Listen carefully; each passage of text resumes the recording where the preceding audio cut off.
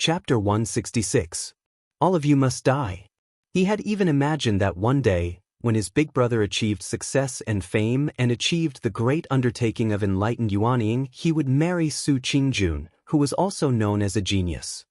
Even when Gang was at his most glorious and high-spirited, he never dared to imagine that he could develop a relationship with a woman like Su Qingjun.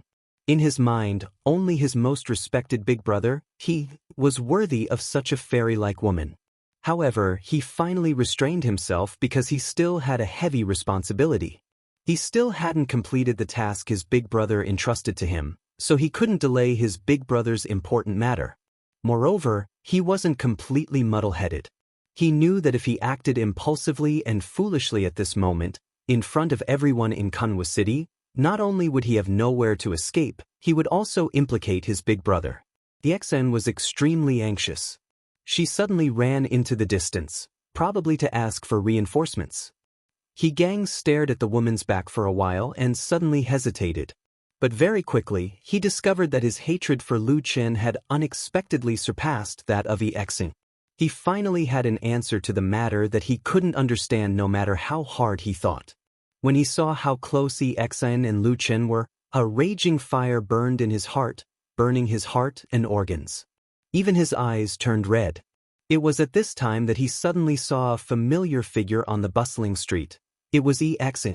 When the time came, he would definitely treat this sister-in-law with special respect. He would sincerely instruct his big brother and sister-in-law to achieve supreme glory and become great figures whose names could shake the world. Could it be that they already had a secret affair since they were in the land of chaos? A talented man and a beautiful woman, who wouldn't be envious of them? He had no love for Xen now, only bone-deep hatred. I can't harm my big brother. This was the greatest strength Gang could muster to suppress all the violent emotions in his heart. He fiercely glared at the young girl who seemed to have a lot on her mind, and was about to leave. Gang wasn't an idiot with a one-track mind, so he was naturally grateful. Without this big brother's care, he felt that he wouldn't be able to walk in front of people. He was afraid that even if he died and rotted on the side of the road, no one would be willing to look at him again. Big brother's business was his business. It was a big deal. If it was possible, even if there was only a glimmer of hope, Gang did not want to disappoint his elder brother. In other words, he had privately given him a token of the Kunlun party. Intimidated by the prestige of the Kunlun party in this place, Gang was able to get some information from those big shops and had a few suspected useful clues. However, after he and secretly investigated and verified these things, they all proved to be useless. Unfortunately, this matter still didn't have a good ending. On this day, when he came out of that big shop empty-handed, his mood was still somewhat gloomy. Just before he went to the land of chaos, he was still a person with a bright future ahead of him. He was a young talent that many people in the Kunlun party thought highly of. Not to mention, he still had a big brother whom many elders in the sect thought highly of and even had hopes of becoming a yuanying immortal in the future. All of a sudden, Gang felt as if he was suddenly enlightened. It was as if ice and snow had been poured on his head. His entire body suddenly felt cold from head to toe. In that instant, he seemed to understand everything. He stared fixedly at the man beside Xen, his mind churning. Then, he finally remembered that he seemed to have seen this person before in the land of chaos. In the midst of all this, he accidentally bumped into a silent fat man standing in the crowd. However, both he and the fat man seemed to be absent-minded and didn't pay attention to it. Therefore, when Gang squeezed his way forward, he didn't notice that the fat man in the crowd had a very deep look of worry in his eyes. He was staring fixedly at Lu Chen, who had been captured by the Su family. However, everything, all the things that he had dreamed of, seemed to suddenly shatter before his eyes. At that moment, Gang felt his mind go blank, but it also felt like the raging waves of the sea, lightning flashing and thunder rumbling. He felt as if he had faintly thought of something extremely important, but he just couldn't grasp it. What did this mean? However, according to the two useless young masters of the Su family, it seemed that Su Qingjun really did beat up her own brothers for this man. Could it be that the fairy-like, perfect woman actually had an affair with this man? Sure enough, that Lu Chen wasn't a good person. If it wasn't for him leading the way, without his guidance, who would go to the dangerous Black Armor Mountain? Who would encounter such a terrifying pack of black jackals? He stood in the crowd and secretly watched the development of the matter. Then, he quickly figured out the gist of what had happened. It was that guide. It was that damn guide who led them to the Black Armor Mountain to find the Dusk Fog Flower, but in the end caused them to be besieged by the terrifying pack of black jackals. However, everything was shattered after that trip to the Land of Chaos, after that nightmarish journey to the Black Armor Mountain. However, at this moment, suddenly, a man walked out from the crowd on the long street and greeted EXIN. This immediately attracted He Gang's attention.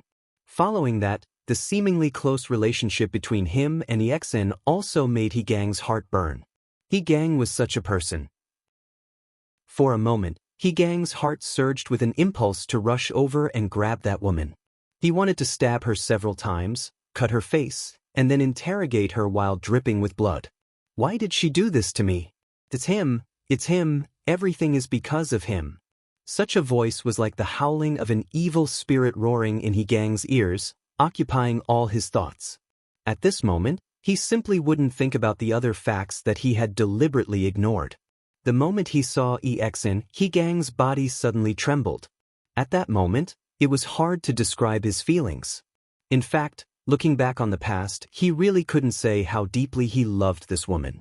However, later on, this seemingly innocent girl suddenly used such a cruel and tragic method to bite back at him, directly sending him into the 18 levels of hell. This was something that he had never expected at all. Brother Lu? She actually called his name so intimately, as if they had reached a certain level of intimacy. However, looking at this man, he looked so ordinary where, for example, EXIN wouldn't have known Lu Chen at all. For example, EXIN had also been seriously injured when she returned from the Land of Chaos. For example, from the beginning to the end, he had been the one to pester EXIN.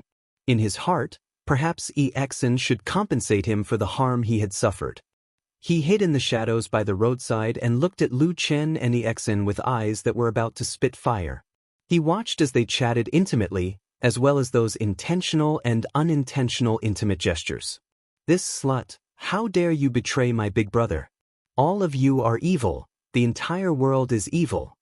He roared angrily in his heart. Then, he watched as the Su family arrogantly humiliated Lu Chen and took him away. When did these two adulterous men and women hook up? How could a woman like Su Qingjun have any relationship with this ant-like man named Lu Chen? He didn't mind this too much and didn't say anything to He Gang. However, He Gang took it to heart and always felt that he had let his big brother down. It must have something to do with this man. They must have had an affair, so this adulterous man and woman deliberately harmed us. Therefore, although he hadn't made any progress in tracking down the cinnabar in the shops in Kunwa City, he also told him that if there was no hope in this matter, he should put it off for now. There was no harm in thinking of other methods while he was on Mount Kunlun. However, He Gang still held on to a sliver of hope and secretly continued to inquire and investigate. It couldn't be said that love turned into hate. He Gang's pupils suddenly shrank as if he had been struck by lightning. For the bustling Kunwa City, this day was probably just an ordinary day, but for many people, it was perhaps even more lively than usual. However, this matter was still very difficult to deal with. First, there were too many shops in the city and cinnabar wasn't considered a particularly precious spiritual material, so many shops sold it. Second, he was investigating the identity of the buyer, which was actually quite embarrassing. Shops with small buyers wouldn't pay attention to it at all, but shops with big buyers would keep a close eye on it and wouldn't easily reveal it. During this period of time, for the sake of the task his big brother, he had been secretly wandering among the shops of various sizes in Kunwa City to inquire about the spiritual material cinnabar. At that moment, He Gang wished he could tear Lu Chen into 1,000 pieces. Staring at the two people, He Gang was burning with rage. He let out a silent roar and was about to pounce on these adulterous men and women.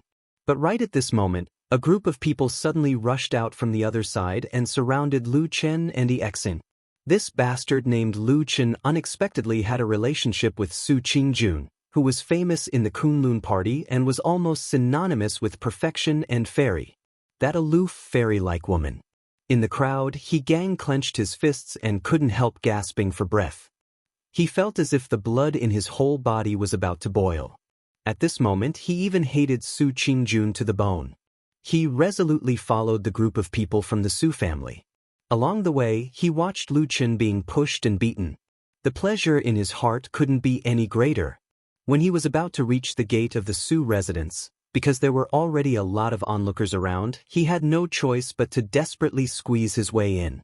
That day, among the 3 people on the Black Armor Mountain, Xian's cultivation was the lowest and she had the least experience. But why did Martial Uncle Han die tragically, and he was seriously injured and disfigured, but this woman was safe and sound? He even offended all the young masters of the Su family in Kunwa City and even caused them to be beaten up. But very soon, He Gang found another thing that made him even more jealous. So much so that when he saw those people from the Su family pushing and beating Lu Qin, a trace of cold and ruthless killing intent flashed across the depths of his eyes. In pain, people were always willing to believe what they liked, regardless of whether it was right or wrong. Until today, he became like this, neither a human nor a ghost. Not only did he implicate his big brother, he was also punished, and he was even driven out of the Kunlun party. In such a miserable situation, the source of everything was instantly transferred to this hateful man. He Gang, who had originally taken a step forward, suddenly stopped. The 2 brothers had a good relationship since childhood. He was a bit older than He Gang, but his talent, and luck were far better than his, so it was always He who took care of him. Even after the incident with the Xian, even though he suffered a lot of criticism and pressure, he didn't give up on his younger brother. Chapter 167. This fatty was, of course, Old Ma. Old Ma stood in the crowd, looking with worry at Lu Qin, who had been captured by the Su family. He was originally a secret agent, so he was very well informed. The time it took for the Su family to clash with Lu Qin on the street, and the time it took for him to be escorted to the gates of the Su residence was enough for him to know what had happened. Old Ma rushed over and saw the scene of pushing and shoving in front of the gates of the Su residence. His face was as gloomy as water, his pupils slightly contracted. Someone pushed forward and bumped into him, but he did not even react, his gaze only fixed on Lu Qin. Then, when Lu Qin was escorted to the gates of the Su residence by the crowd, the servants and guards in the gatehouse rushed out to speak with Su Qian, Su Wen and the others. He temporarily stopped and turned his head to look. In the blink of an eye, they saw each other. Their gazes met in the air. Old Ma's lips moved slightly. After taking a deep breath, he took a step forward. But at this time, Lu Qin suddenly shook his head lightly. Old Ma immediately stopped, standing stiffly in place like a pillar, even if his eyes flashed with a layer of indescribable pain and anger. His hands were hidden in his wide sleeves, clenched into fists, his fingernails digging into his flesh, leaving deep white marks. His gaze was silent, but it seemed to say something. 2 silent men, standing in the crowd, seemed to be a lonely shadow outside of this world. At this point in life, it was like a trace of mud flitting across the years, or like someone's meaningless and distant sigh. So, there were actually so many more important things. Old Ma raised his head, looking at the sky. It was daytime, the sky bright and clear. In this beautiful world, in this bright day, how could there be a shadow? He gritted his teeth, but smiled and then slowly lowered his head. Lu Qin was escorted into the Su residence. Without a doubt, this was the first time Lu Qin had come to the Su family's mansion in Kunwa City. This was the place where the Su clan resided in Kunwa City, and it was also their most fundamental foundation. Over the years, many extraordinary people had come out of this mansion, and they had allowed the Su family to prosper for many years. Even today, the Su family had not declined, and in the foreseeable future, it seemed that the Su family would continue to prosper. This was because another talented genius had appeared here. She was like a perfect fairy who lived on the Flying Goose Terrace. The Su residence was, of course, very large, and at the same time very luxurious. Moreover, because it had flourished for many years, it had a deep heritage and accumulation, so there was also an extremely deep aura of nobility here. The paintings on the veranda, the exquisite carvings of birds and beasts on the eaves, the seemingly ordinary but actually incomparably precious flowers and trees, all of them showed that this place was different from the rest, showing that the Su family was a truly famous and influential clan. However, compared to the heavy accumulation in the surroundings, Su Qian, Su Wen, and the others who were escorting Lu Chen seemed somewhat out of place. Each and every one of them was in high spirits, arrogant and domineering. The servants who passed by on the road retreated one after another, and those who didn't have time to greet them hurriedly. Su Qian and Su Wen naturally didn't have the time to talk nonsense with these servants. At most, when they saw a few pretty young maidservants, they would laugh heartily and hug them to take advantage of them. They would touch here and there and pat their buttocks, causing those maidservants to turn pale and scatter in all directions like startled birds. Then, they would laugh at their backs and shout, "You, come to my room tonight, I, your young master, have taken a fancy to you." The attendants at the side all laughed heartily. Each and every one of them seemed to be very excited. The only person in the crowd who didn't laugh was probably Lu Chen. None of the surrounding people of the Su residence stood out to speak. After all, Su Qian, Su Wen, and that young master Sumo who was still recuperating were known as the three heroes of the Su family. They were the most favored of the younger generation of the Su family. In particular, Sumo was the flesh and blood of the current madam of the household. She was normally the most spoiled, and she was also the younger brother of Su Qingjun, who was currently at the peak of her power. It could be said that no one dared to provoke her. When Lord Su and young lady Su Qingjun were here, perhaps they could still manage these young masters. But now that young lady Qingjun was living on the Kunlun Mountains, no one dared to meddle in the matters that Lord Su could not manage. Otherwise, they would be punished. Normally, there would have been people coming over to reprimand them, but today, it seemed that no one was willing to stand up for them. Su Qian and Su Wen were also fearless. They walked all the way to a courtyard on the west side of the Su residence. Before they entered, Su Wen already shouted, Brother, are you there? Quickly come and see who I've caught for you. Today, I'll let you vent your anger, ha." Everyone laughed heartily and walked in together. Lu Chen looked around the courtyard and saw that there was an extremely luxurious two-story building at the front. There was a pond of flowers and plants at the side.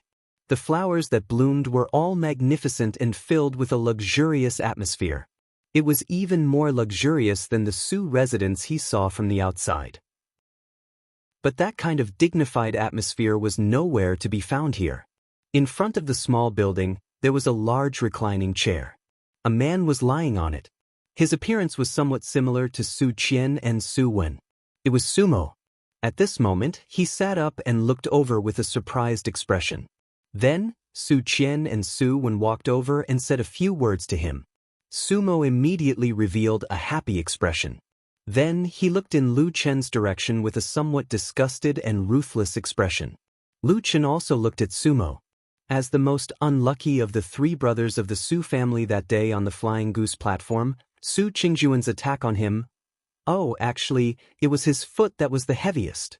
It was said that this fellow broke several bones and couldn't get up for half a month. Looking at his current appearance, it seemed that he really hadn't fully recovered.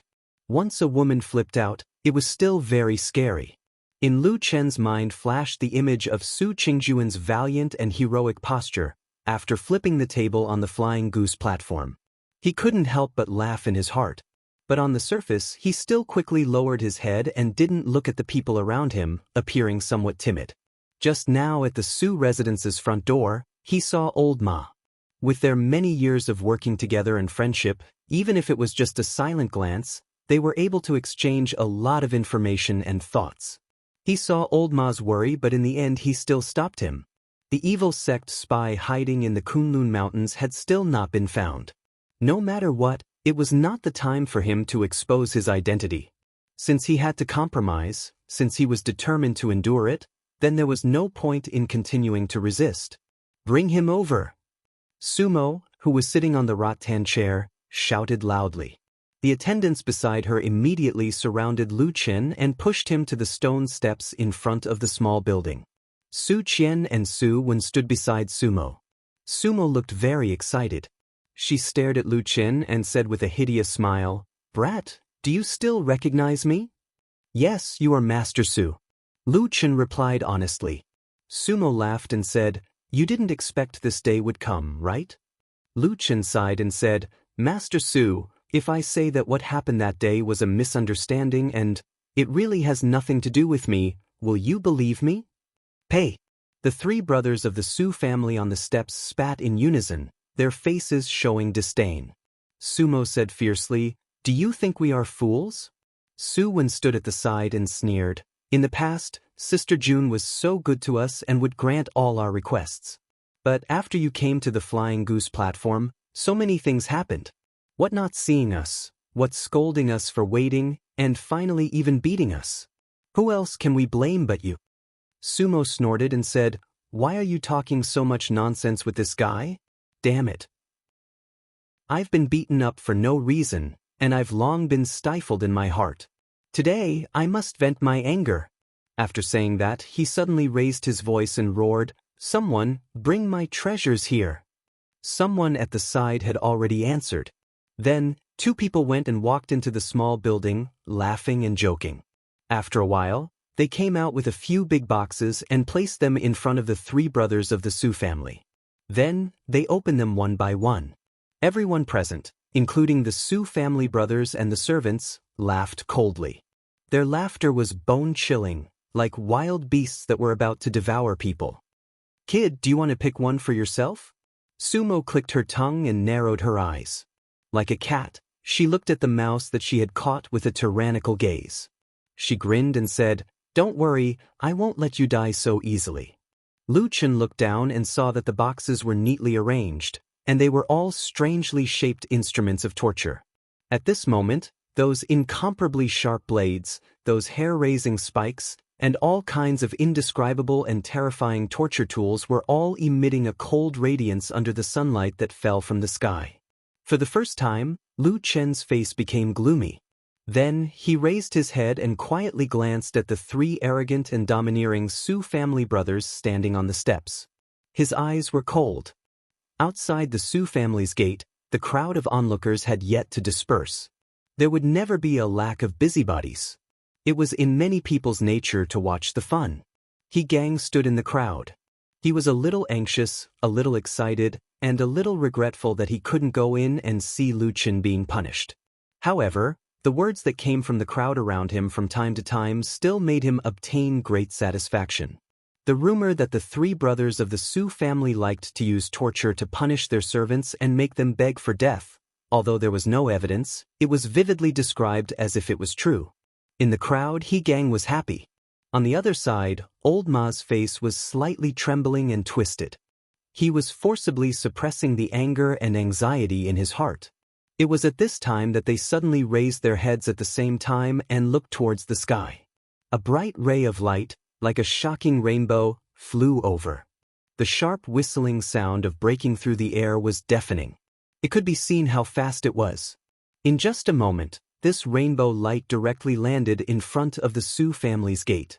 Some cultivators in the crowd with better eyesight had already cried out in surprise, "This is a golden core cultivator." Chapter 168.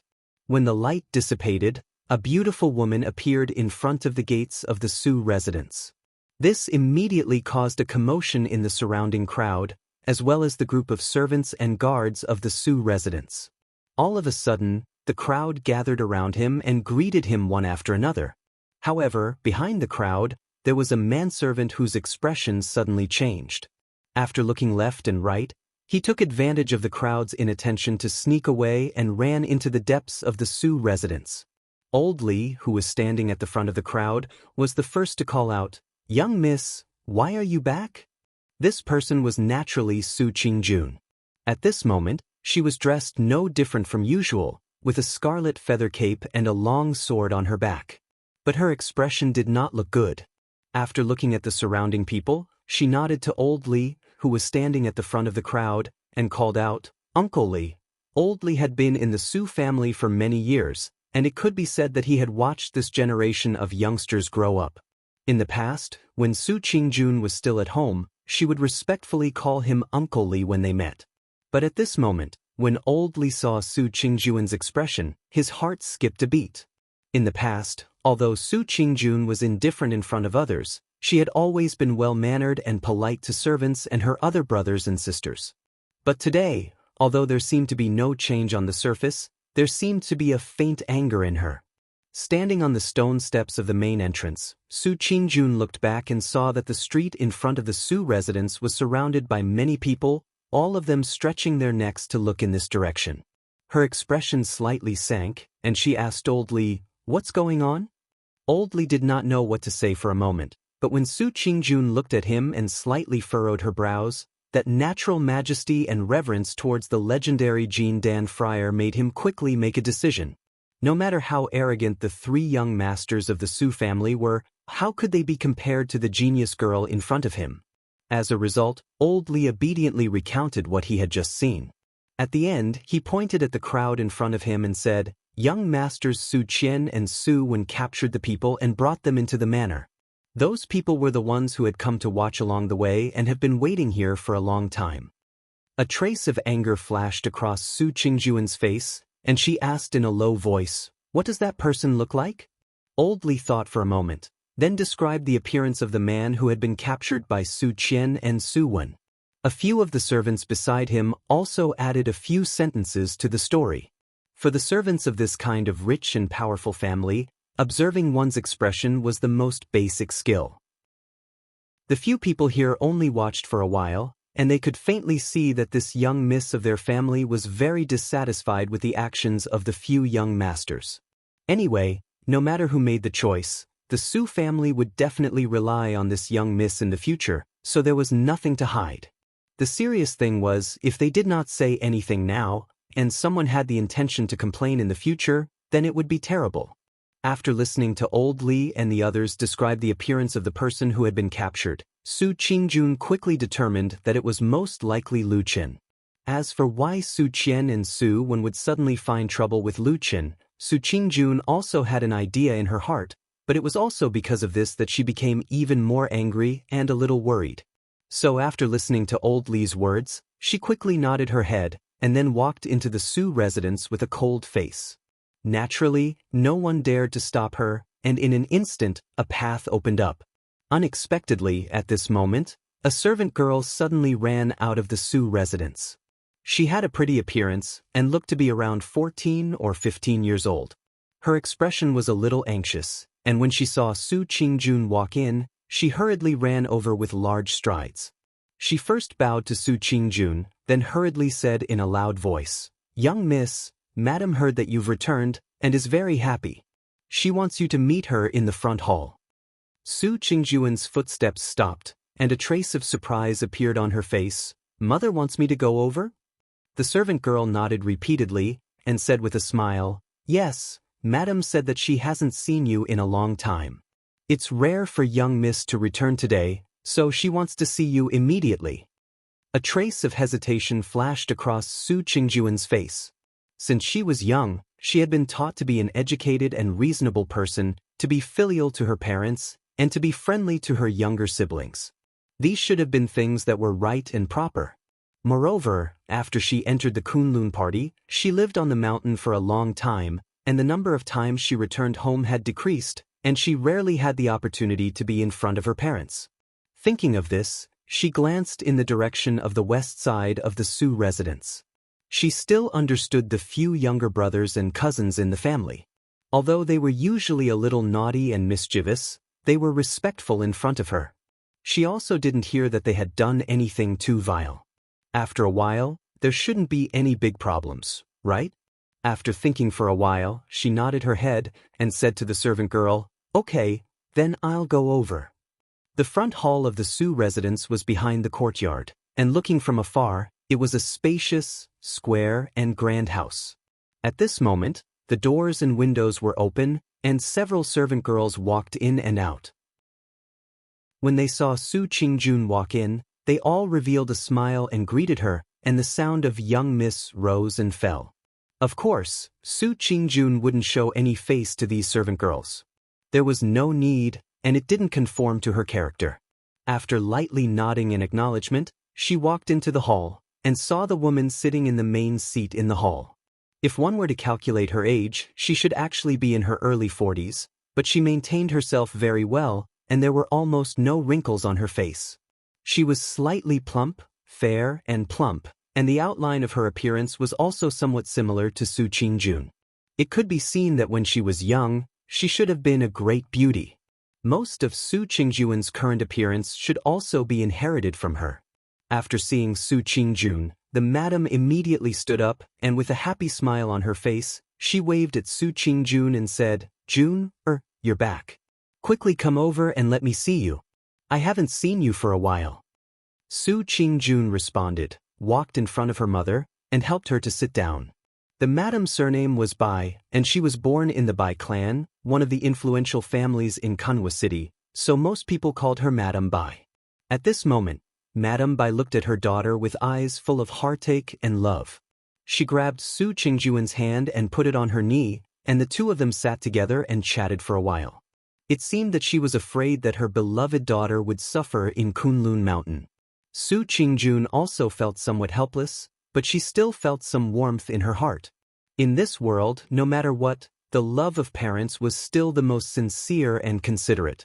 After answering Madam Bai's questions one by one, she finally said with a smile, "Mother, you don't need to be so worried. Don't forget that I've also cultivated to the Jin Dan realm. In any case, I'm a Jin Dan friar. I'm immune to cold and heat, and I won't get sick. Don't worry." Madame Bai snorted, stroked her daughter's black, shiny and soft long hair and said, "If I came from an ordinary family, I might believe you.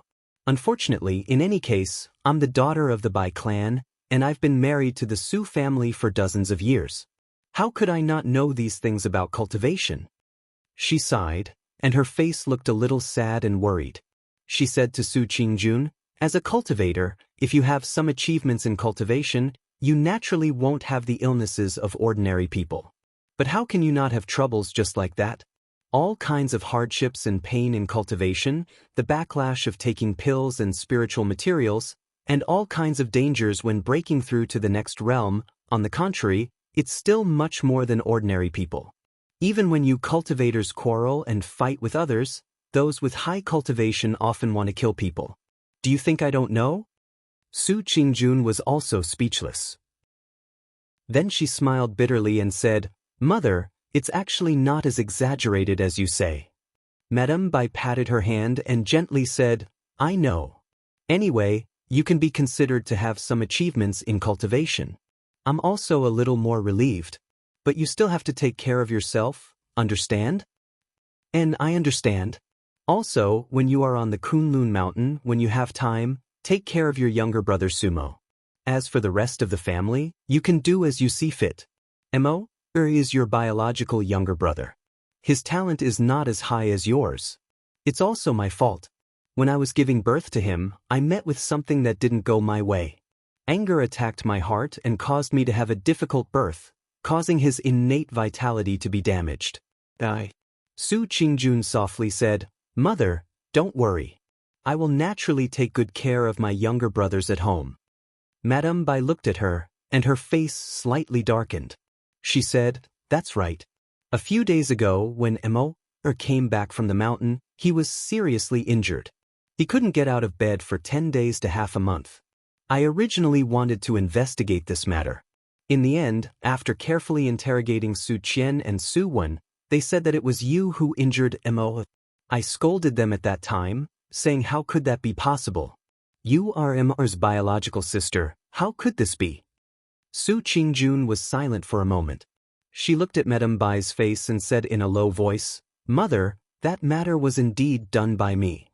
Madame Bai tightened her grip on Jun Linyuan's hand. She didn't speak for a while.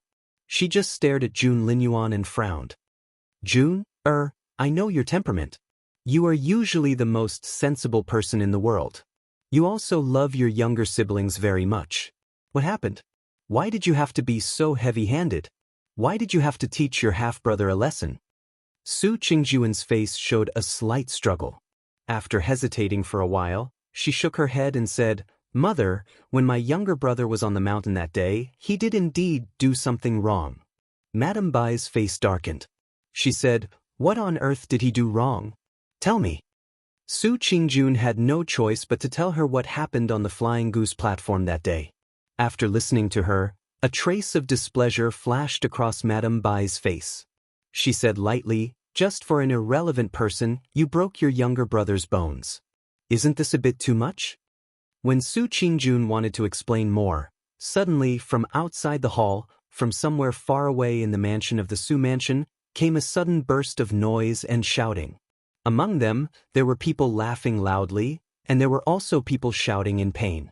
Su Qingjun suddenly stood up and looked out of the room. Her face instantly darkened. Chapter 169. I'm going out for a walk. Su Qingjun turned around and said to Madame Bai. She was about to walk out, but she heard Madame Bai suddenly call her and said, "June, come and sit down. I have something to tell you." Su Qingjuan's body froze in place. After a moment of hesitation, she frowned slightly and said to Madame Bai in a soft voice, "Mother, I have something urgent to deal with now. Can I come and talk to you after I'm done?" Madame Bai stared at her, and her face gradually darkened. She said lightly, "Why? In your opinion, is there anything more important than your parents in this world?" Su Qingjun was stunned and speechless. She turned around to look at Madame Bai and said, "Mother, how can you have such a thought? I've never disrespected you." Madame Bai looked at her for a while and suddenly sighed. She said, "My good daughter, of course I believe you. Come here." She waved at Su Qingjun. Su Qingjun was a little hesitant, but then she slowly walked over. Madame Bai stood up and gently held her in her arms. There was a trace of love on her face. She murmured, "In this world, how can there be parents who don't love their children? June, I'm really thinking about you." Su Qingjun was silent for a moment. She said, "Mother, I still don't quite understand what you mean." Madame Bai shook her head and said, "You're in a hurry to go out now. Do you want to go to your brother's place?" Su Qingjun suddenly raised her head and looked at Madame Bai. She looked surprised and blurted out, "Mother, how did you know?" She paused for a moment, and then her face turned cold. She said, "Then you also know what Sumo did?" Madame Bai gently waved her hand and said, "That child is only a little naughty. It's only because you beat him up so badly last time that he has nowhere to vent his anger. He doesn't dare to cause trouble for you. Isn't he just casually finding an insignificant servant to vent his anger on? What's there to be surprised about?" Su Qingjuan's eyes showed some surprise and anger. She said in a low voice, "That's not right." Madame Bai snorted and said, "There are many big and small aristocratic families in Kanwa City. There are many young people there who beat people to vent their anger. Beating and scolding is like a common thing. Don't say it as if you haven't seen it since you were a child." Su Qingjun wanted to say something, but she hesitated. She clenched her teeth and said after a long while, "Mother, that's different. He's a Kunlun disciple. He's just a part-time disciple." Madame Bai suddenly raised her voice and said, "He has no talent and no background. What's the difference between him and the servants in our family?" Su Qingjun slowly clenched her fists inside her sleeves, but her head slightly drooped. Seeing her expression, Madame Bai's heart seemed to soften. She lowered her voice and said softly, "June, you're the most outstanding person in our Su family. You're also the child that both your father and I love the most. If nothing unexpected happens in the future, the foundation of our Su family will definitely be handed over to you. Even if you're infatuated with cultivation and have no interest in worldly money, when your younger brother inherits the family business in the future, won't he also have to fulfill all your requests and do his best to provide for you? You must always remember that we're a family. Blood is thicker than water. Nothing can compare to this." Su Qingjun slowly raised her head and suddenly said, "Mother, did Sumo say something to you?" Madame Bai glared at her and said, "What's Sumo? Sumo is not Sumo. He's your younger brother." After that, she said lightly, "You're so young now, but you've already cultivated to the Jin Dan realm. Your future is limitless. Not to mention Jinren Yuanying, you can even have a chance to explore deity transformation stage Jinren. With such a bright future, how could a good-for-nothing part-time disciple be worthy of you? Su Qingjun was stunned. Then, she slowly shook her head as if she couldn't believe it. She said bitterly, How could you think like that? How could you say that? Madame Bai's face darkened. She said, Am I wrong? Do you dare to swear to God that you don't have the slightest affection for that man named Lu Qin? Su Qingjun was just about to speak, but she suddenly fell silent. After a while, she smiled bitterly and said, Mother, you're thinking too much. It's not like that at all. It's true, everyone has a time when they're young. Madame Bai suddenly interrupted her and said coldly, Everyone is young and full of love. It's human nature. It's not a big deal. Even when I was young, before I married your father, my heart was also moved by those free and unrestrained wastrels who roamed the world. But in the end? She smiled faintly and didn't continue speaking. Instead, she gently held Su Qingjuan's hand and said, June, listen to your mother. I'm doing this for your own good. Su Qingjun took a deep breath and shook her head. She said, Mother, I think you've really misunderstood. I dare to swear to God that from the beginning to the end, since I joined the Kunlun party to cultivate, I've never had an affair. But this matter has nothing to do with Lu Qin. Sumo has found the wrong person. As she said this, she turned around and walked quickly towards the door of the hall. Madame Bai suddenly shouted, Stop! Su Qingjuan's body paused for a moment. She looked back at her and said, Mother, haven't I already said? Madame Bai said coldly, Why don't you take a look at yourself now? For an outsider who has nothing to do with us, you look like you're burning with anxiety. You're in such a hurry to make things difficult for your own brother? Su Qingjun said loudly, I'm not going to make things difficult for him. It's him who did something wrong. If he has the ability, he can come to me. I'm the one who hurt him. Why does he want to vent his anger on me? Slap. Suddenly, a crisp sound came from the hall. It was Madame Bai who slapped Su Qingjun hard in the face with a livid face. Su Qingjun covered her cheek with her hand. There was a look of disbelief in her eyes.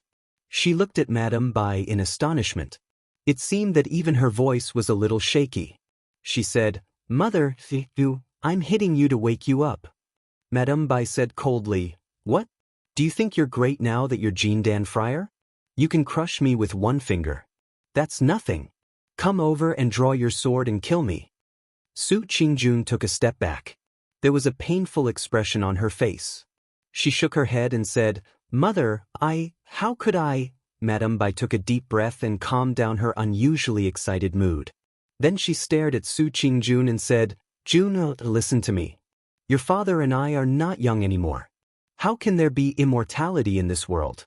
Our only wish is that you and Mo can help each other for the rest of your life. Because in this world, there's no one who is closer than blood. If you don't believe in your own brother and this blood, who else can you believe in? Looking at Su Qingjun, she raised her voice and yelled with unusual anger, But now, you're going to make things difficult for your brother for an outsider. How can I be at ease after 100 years? Are you trying to anger me to death? She scolded Su Qingjun angrily, as if she was looking at a child who was resentful of iron for not becoming steel. There was even a faint trace of tears in her eyes. Su Qingjun stepped back in a daze. She grew up listening to heaven and earth, her parents, and her teachers. She was taught to be respectful, and she had always done so. For so many years, no one had ever said that she was wrong. No one had ever not praised her for being sensible and polite. Everyone thought that she was the best daughter in the world. But all of this seemed to have suddenly changed today. Are you trying to anger me to death? Her mother's question exploded in her ears like a clap of thunder, causing her to feel dizzy and her mind to go blank. She staggered a few steps back. As if it was instinctive, she subconsciously wanted to walk out. Listen, I won't argue with you about the matter of you hurting him a last time, seeing that we are a family. Madame Bai looked at her coldly from behind and said, but if you dare to find trouble with him again, I will kill myself in this hall, in front of you." Su Qingjuan's body shook and her face instantly turned pale. She turned around and looked at Madame Bai, as if she was looking at a stranger. 2 streams of tears flowed down her cheeks and she said in a trembling voice, "Mother, why do you have to do this? Why do you have to do this?" Madame Bai's face was ashen as she turned around and no longer looked at her. She said, "If you really dare to disobey me, then go and try it yourself. Otherwise, hurry up and leave this place now. Immediately return to Kunlun Mountain. Leave immediately." At the end of her words, her tone was harsh and stern. Su Qingjun looked at her in a daze.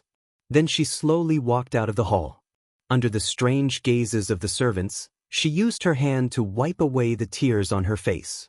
This way, she could pretend that she was still perfect. She slowly, step by step, walked towards the front. From the depths of the mansion, tyrannical laughter and painful voices still floated over from time to time. There were even more joyful laughter as if she was the accomplice of a villain. But her footsteps still involuntarily walked towards the Su Fu's main gate. Heaven and earth, father and mother. High like a peak, heavy like a mountain. She raised her head and looked at the sky. The azure blue sky seemed to have no end. It was so deep and vast, endless. Her face was pale, as if there was not a trace of blood. Unknowingly, she really did walk in front of the Su Fu's main gate. The group of servants and guards hurriedly came forward. The one leading them was still oldly. Looking at Su Qingjuan's face, he said with some worry, "Eldest young miss, are you all right?" Su Qingjun did not respond to his words. She only stared blankly at the several stone steps in front of the Su Fu's main gate. She had never thought that these stone steps in her own house would be so difficult to walk. The most difficult thing in the world? Was it the ways of the world? Her face was pale as she stood in front of this huge aristocratic family's main gate. She stood under the Su family's large signboard. The people at the side looked at each other, but for a moment, no one dared to say anything. She did not know how long she stood there. The wind blew past her body, her hair and clothes all slightly fluttered. Gradually, a clear and cold feeling seeped out. Clear as water. Cold as ice and frost. She suddenly turned her head and looked at Oldly. She opened her mouth. Her voice was like the clear ringing of a bell in the wind. There was not the slightest bit of dirt.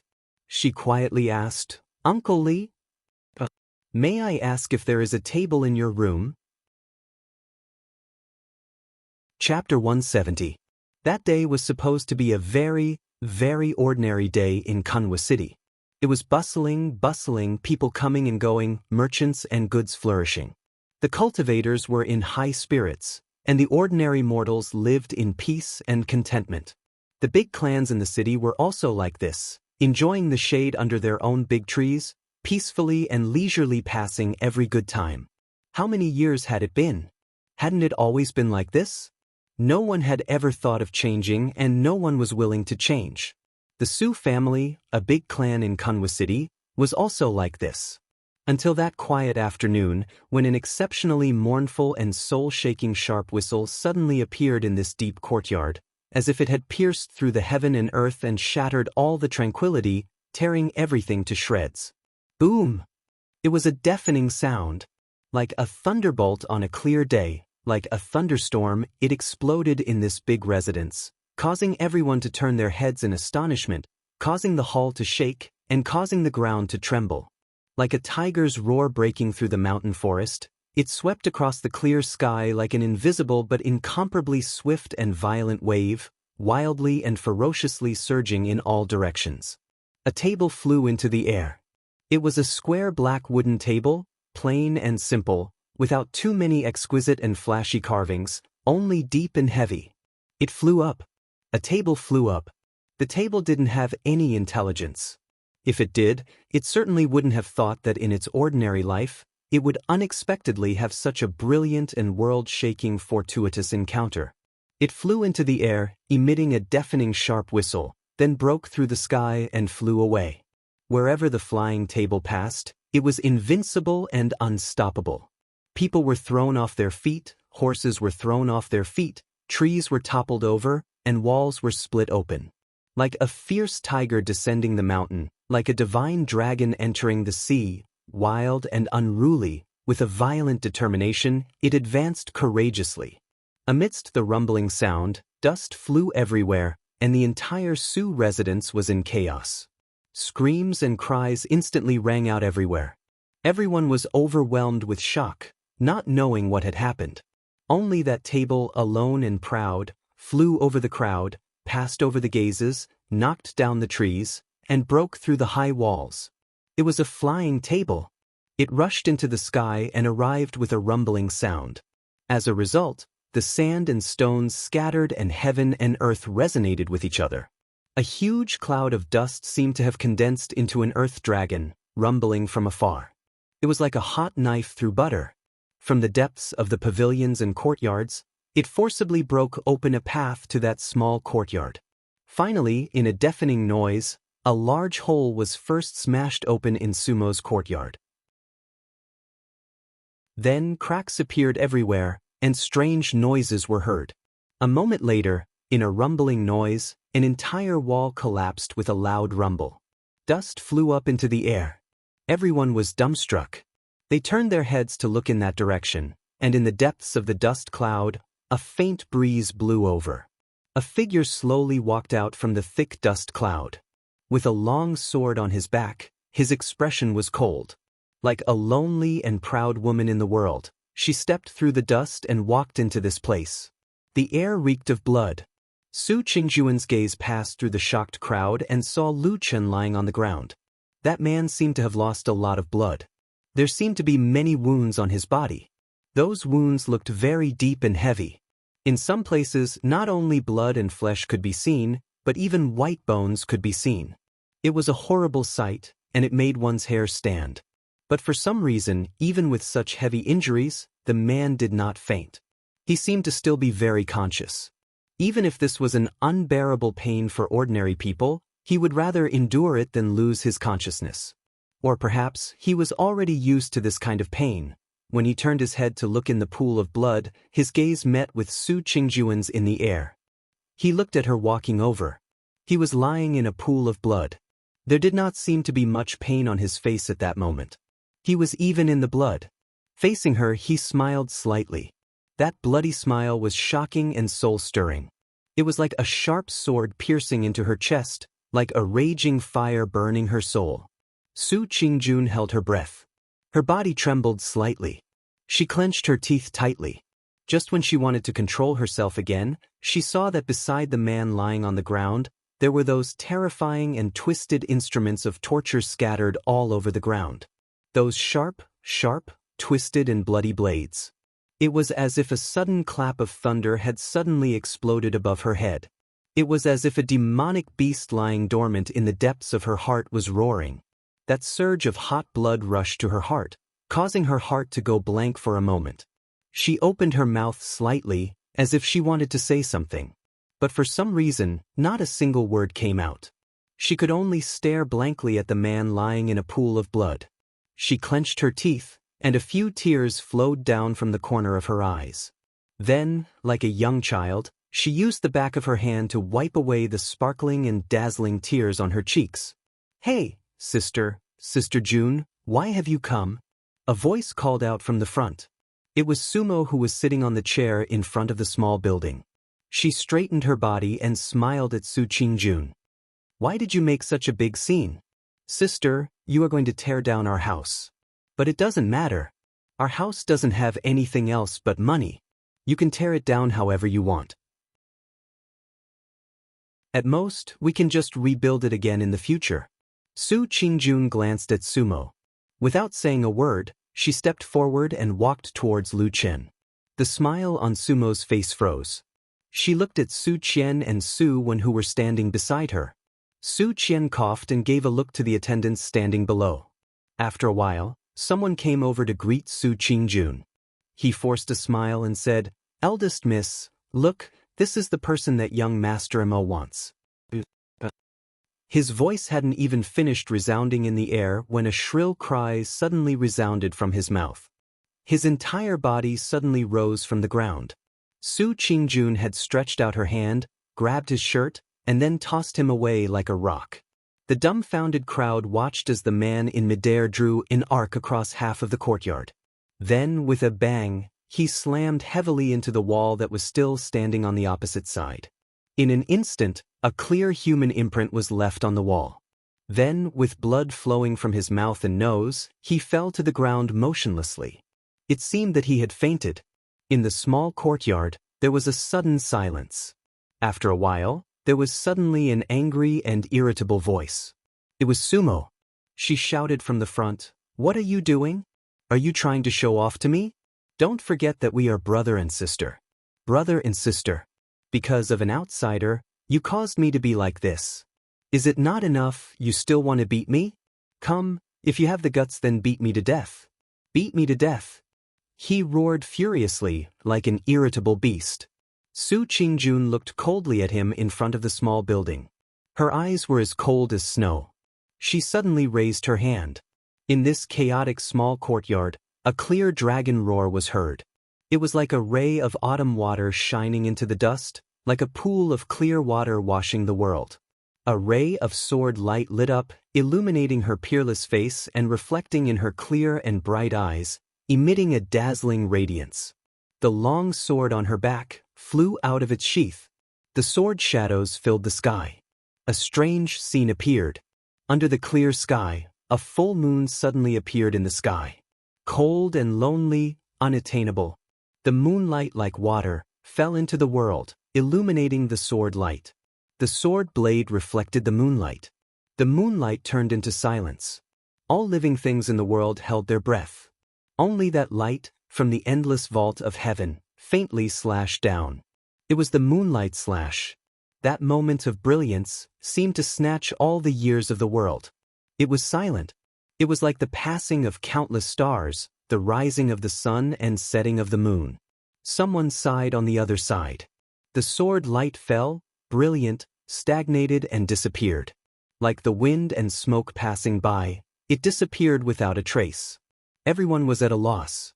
The three Su family brothers in front of the small building were also stunned speechless. They looked at each other and made sure that they were all right. Sumo then heaved a sigh of relief. Just as she was about to speak, suddenly a cracking sound was heard from behind. The three of them turned back in shock.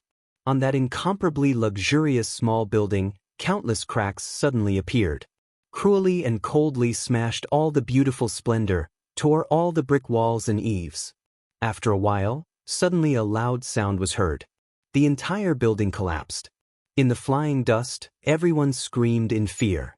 The three Su family brothers stumbled, ran and crawled with all their might, shouting. The people around them were also panicking and rushed up to rescue them. The small courtyard immediately became a mess. In the midst of the chaos, the ancient longsword had already quietly returned to its sheath. Su Qingjun no longer paid attention to the chaos. Through the dust, she walked to Lu Chen's side. Just like at the Flying Goose platform, she gently squatted down beside him. She looked at his eyes, at the blood that flowed from his body, and at the little smile on his face that should not have been there, but still showed. She suddenly felt that the sword just now, that little bit of sharpness, seemed to have cut her heart. She had thousands of words she wanted to say, but in the end, after her lips slightly trembled a few times, she still only said softly, "Does it hurt?" "It hurts." Lu Chen nodded and smiled. Su Qingjun lowered her head. A teardrop fell into the dust on the ground, wetting a bit of the ground. "You're so old, why are you crying?" Lu Chen said to her. "And it's not your fault. I'm fine, I won't die." Su Qingjun wanted to laugh, but for some reason, more tears flowed. She wiped her eyes with the back of her hand, then forced a smile and said, "Why are you pretending to be strong again? When I was outside, I heard your cry." Lu Chen said, "I didn't want to scream at first, but then I saw a golden light in the sky. I thought that in the Su family, probably only you, Jean Dan Friar, would come. So I shouted to see if you would come to save me." Su Qingjun nodded and said, "You're so smart." Lu Chen said, "Isn't that so?" Su Qingjun stared at him for a long time, then stretched out her hands, hugged his body, and then softly said in a voice that only Lu Chen could hear, "I'm sorry, I'm late. It's okay, Lu Chen said. Chapter 171. Warm blood flowed down from his body and quickly dyed her clothes. Her beautiful and clean clothes also seemed to be dyed with a layer of strange blood. However, Su Qingjun did not care about this. She was more concerned that when she wanted to pick up Lu Chen's body, she discovered that there were even deeper and more cruel wounds on his body. She stared blankly for a while and found that it was difficult to make Lu Chen stand on his own. She could only gently put him down. Then, looking at the bloody mess on his body, she said in a low voice, "Wait for me." Then she stood up and looked around. She walked towards the small courtyard where many attendants, including the 3 Su family brothers, were standing together. The power of the moonlight slash just now was too strong. It had already frightened everyone here, including Sumo, who had not yet recovered. When they saw Su Qingjun walk over, everyone immediately took a few steps back with a look of fear on their faces. Su Qingjun's face was as cold as frost. She pointed at one of the attendants who looked a bit cleaner and said, "Take off your outer clothes." That attendant was stunned for a moment and said in surprise, "What?" Su Qingjun did not say it a second time. She only looked at him coldly. That attendant's legs instantly went soft. He repeatedly said, "Good, good, good." As he said this, he hurriedly took off his outer clothes. He was afraid that if he was a bit slower, his hands and feet would also leave his body like the clothes. Su Qingjun grabbed the outer clothes and walked back to Lu Chen's side. Then she carefully wrapped his body with the clothes, not letting those bloody wounds be exposed in the dust. Lu Chen smiled and said, "There's no need to go through so much trouble." Su Qingjun looked at him and said in a low voice, "Why didn't you die from the pain?" Lu Chen laughed loudly. But after laughing a few times, his voice twisted like the muscles on his face. He sucked in a breath of cold air. It seemed that he had touched a wound somewhere. Su Qingjun shook her head. There was a trace of worry in her eyes. She used all her strength to help him up. At the same time, she put one of Lu Chen's arms on her shoulder so that most of his body was leaning on her body. Then she was about to leave. In the eyes of the other people in the small courtyard, this kind of action was like they had seen a ghost. Especially the 3 Su family brothers, their faces were full of shock. Sumo was the first to jump out. But it seemed that her injuries had not healed very well. She tripped and almost fell. Fortunately, she was supported by Su Qian and Su Wen. He barely managed to stand and shouted at Su Qingjun, "Sister, what are you doing? Do you have an affair with this person?" Su Qingjun looked at him coldly and said, "Shut your stinky mouth." Sumo was furious and shouted, "I am your brother from the same father and mother. Why can't I tell you about your affairs?" Su Qingjun stared at Su Mo coldly and said, "If it weren't for the fact that you're my close relative, I would have cut you down with my sword just now based on the heartless evil you've done today. Get lost. You are not allowed to meddle in my affairs in the future." After being glared at by her ice-cold gaze, Su Mo recalled the lonely yet terrifying sword light just now. For a moment, he couldn't muster up the courage to refute her. However, at this moment, an angry voice suddenly came from outside the door, saying, "How dare you? He, as your brother, can't meddle in your affairs. Then what about me, as your mother? Do I have the right to meddle in your affairs?" All the people present were moved and turned to look. Sure enough, they saw a well-maintained woman walking in from the door of the small courtyard. It was Madame Bai, the current madam of the Su family. For a moment, many attendants and servants greeted her. The 3 brothers of the Su family went to greet her. Sumo even limped to Madame Bai and shouted with a little sob, "Mother!" Madame Bai patted him gently on the shoulder, her expression overflowing with affection. She then turned to look at the wretched state of the collapsed trees and collapsed walls. Her brows immediately furrowed, and when she looked at Su Qingjun again, her expression was incomparably gloomy. "Jun, don't you have any respect for me?" Under Madame Bai's threatening gaze, Su Qingjun dodged a little at first. But soon she seemed to have the courage to look straight into her mother's eyes and said, "Mother, I have said that it was my brother's fault today." Madame Bai said angrily, "What did he do wrong?" Even if he did something wrong, it's not worth it for you to make such a big fuss. Do you want to tear down our house? Su Qingjun sneered. She pointed at the frightening torture tools and blades scattered on the ground and said coldly, "Do you see these things? Do you think he made a small mistake when he used these disgusting things to harm people?" She suddenly raised her voice and said loudly, "This is only in our house. If it were in Kunlun Mountain, under the strict rules, what would be waiting for him?" Madame Bai glanced at the torture tools. Suddenly her face turned pale. Obviously, she was shocked and even a little frightened. Then, as if she thought of something, she glared at Sumo fiercely. Sumo looked as if he had shrunk into a ball. He lowered his head and didn't say a word. Madame Bai gritted her teeth and cursed in a low voice, "I will deal with you later, you unfilial son." As she said this, she took a deep breath and looked at Su Qingjun again. At this moment, the look in her eyes was a little different. She had already faintly felt that this daughter in front of her, the most outstanding genius in the family, seemed to be somewhat different from before. If did something wrong, he will naturally be punished according to the family rules. Even when your father returns home and finds out about this, he will not be spared. Madame Bai looked at Su Qingjun and said gloomily, "But what I want to know is, have you forgotten what I said to you in the front hall?" She seemed to be very, very angry. She stared at Su Qingjun and said word by word, "You don't care about your mother's life at all?" Su Qingjun smiled faintly. There seemed to be some bitterness and helplessness in her eyes. She shook her head gently and said, "Mother, you know it's not like that." Madame Bai said angrily, "Then why don't you listen to me and come here to make a scene?" Su Qingjun supported Lu Chen and began to walk forward slowly. At the same time she said, "Mother, actually you and I both know that those were just words of anger. You will not die." Madame Bai was so angry that her hand trembled. She pointed at Su Qingjun and said angrily, You disobedient and unfilial daughter." Su Qingjun's expression was a little desolate and lonely.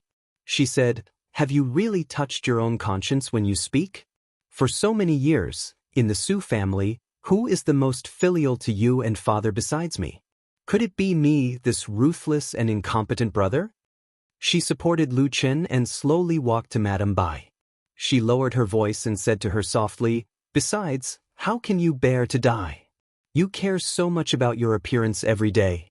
You take care of it for a few hours every day. What you put on and what you eat are all good things to maintain your appearance. And there are so many young mothers and concubines at home. If they don't die, how can you be willing to take a step first, right?" Madame Bai's face instantly turned pale. She looked at Su Qingjun. Her lips trembled slightly, but for a moment, she couldn't say anything. Su Qingjun walked past Madame Bai and continued to walk forward. After a moment, Madame Bai suddenly cried and shouted to her, all right. You've grown up. I can't control you anymore. When your father comes back, I will tell him about your disobedient appearance today. Let's see if he will be sad. Let's see if he will care about you." Su Qingjun's footsteps paused for a moment. Then she turned around and looked at her with a strange expression. For a moment, Madame Bai felt uncomfortable under her gaze. She couldn't help but take a step back. Su Qingjun smiled faintly and said, "Mother, don't lie to yourself anymore. Father is much more practical than you. He must know that in the next 10 or even 100 years, who will the Su family really rely on? Will it be me, a 22-year-old Jindan friar, or a group of useless brothers? You see, actually, I really understand everything. I can see everything." Su Qingjun said to her quietly. "It's just that I didn't say anything before." The small courtyard was silent. Everyone was intimidated by Su Qingjun's aura. No one dared to step forward to stop her. They just watched as Su Qingjun slowly half-carried and half-supported Lu Chen out of the small courtyard. When they were about to walk out of the door, Lu Chen, who had been leaning on Su Qingjun, suddenly smiled and said in a low voice, "Well said. Oh, it's all right. Very powerful. Very imposing. Isn't this all thanks to you?" Su Qingjun said softly. "Well, it's all because you taught me to flip tables. Is that so?" Then I'm also very powerful. Is it powerful to be almost beaten to death? You really don't know how to chat, Lu Qin said helplessly. That day, many people in Kunwu City saw the light that once again soared into the sky. They saw the ending of Su Qingjun rushing to save Lu Qin. Among them, the people who saw it the most clearly were the onlookers from the beginning to the end of the Su residence. He Gang and Old Ma were the people who stood outside the Su residence from the beginning to the end. But their reactions were completely different. He Gang looked at the light that went far away in the sky. His eyes were full of hatred, as if they were about to spit fire. He gritted his teeth and cursed so loudly that no one could hear him. Then he turned around and left with large strides. I must inform Big Brother about this matter as soon as possible. That bitch was moved by an ant-like oddjob disciple. She must be a fickle person. She's absolutely not worthy of Big Brother. I must warn Big Brother. Moreover, they are both famous geniuses. If there is a fight in the future, it's not like I can't make use of that ant named Lu Qin. Behind He Gang, the slightly plump old Ma looked like he finally heaved a sigh of relief. His whole body relaxed. But a moment later, when he looked at the Su residence's door again, his gaze changed. It was ice cold with a trace of callousness. Like a wolf or a tiger. Chapter 172. In this world, there are a lot of things that people see on the surface, and then take it for granted that what is going to happen next. Or, just by looking at a person's appearance, behavior, and movement, they conclude that this person's nature is what it is. Many times they are wrong. An ugly person is not necessarily evil, and a beautiful appearance is not necessarily pure. Those who are loyal to righteousness always come from the generation of dog butchers. Those who are unfaithful are mostly scholars. In the mortal world, whenever people see one or two beautiful men or women, they will be infatuated and intoxicated, falling head over heels in love with them, thinking that there is nothing their beloved isn't beautiful in every way. And in the Xiuxin world, there is no exception. There are always many people who revere and admire the high-level cultivators. Looking at those high and mighty figures, they think that the legendary Jin Dan Friar, Yuanying Zhenren, and even the deity transformation stage Shinren are omnipotent. This has nothing to do with cultivation, it is simply human nature. We are too weak, so we are used to looking up at the tall and mighty. We cannot see the tall and mighty's shadow clearly, so we think that the shadow is as tall as a mountain, or even as tall as the sky and the earth, but we forget that everything we see comes from our own vision and vision. When we cannot see too far ahead, we use illusions to fill our own expectations. Su Qingjun is a young genius. At her age, someone who has cultivated to the Jin Dan realm has never appeared in the long history of the Kunlun party. And because of this, almost everyone has high hopes for her, believing that she will become a great person in the future. She was a genuine prodigy, and her talent in cultivation was outstanding. Countless people, especially the disciples whose cultivation is lower than hers, view her as an idol. They revere and admire her, looking up to her as a role model, thinking that she is omnipotent. Unfortunately, the truth is not like this. In this world, the person who understands Su Qingjun the most, naturally, is none other than herself. Of course, Su Qingjun knows that she is not the kind of perfect and omnipotent person that other people imagine her to be. She even clearly knows that she has many shortcomings, and there are many things that she cannot do. However, no one would purposely expose their weaknesses to the public. She was not a saint. In the end, she was just an ordinary mortal. She would feel joy, anger, sorrow, and joy. She would have many concerns and restraints. She even had to consider more things than an ordinary person. This was because in the past, she had to take care of many more people than an ordinary person. Like all geniuses or those who are loved and revered by others, Su Qingjun instinctively hides all of her shortcomings. In order to hide these traces, she would often turn into a calm, cold, beautiful, and aloof appearance. This effect is tried and true. Those who admire her are distanced from her by her actions. They cannot really get close to her. It is as if their eyes can only look at her figure from afar. So what they see in their eyes is a blurry shadow. So they cannot see the truth. So none of them can see the true appearance of that person. So everyone begins to imagine her to be exceptionally beautiful, turning her into the legendary omnipotent and peerless fairy. Just like countless similar things in the world. This has nothing to do with cultivation, it is just human nature. But what is fake is not real. What is impossible will never be true. Like a thin piece of paper that has been soaked in water, it will be pierced by reality. That day, Su Qingjun feels like she is that thin piece of paper that has been soaked in water. When she intimidates the Su family and chases away everyone, including her mother Madame Bai, she brings Lu Chen back to Fiantai in Kunlun Mountain. The momentum of that moment, the awe-inspiring presence, the resolute words, and the sharp words all make her look so perfect. Even the seriously injured Lu Chen admires her. After she returns to the mountain, she helps Lu Chen back to the hut and puts him down on the bed. Looking at this man who is covered in blood, Su Qingjun panics. Because she does not know how to treat injuries. This was a method that many cultivators, even low-level cultivators with low cultivation and even rogue cultivators were very familiar with, but she didn't know how to do it. Su Qingjun hurriedly brings out a lot of bottles and jars from the cave, which are filled with all kinds of precious herbs and elixirs. Then she looks at Lu Chen, who has countless wounds all over his body, and is dumbfounded.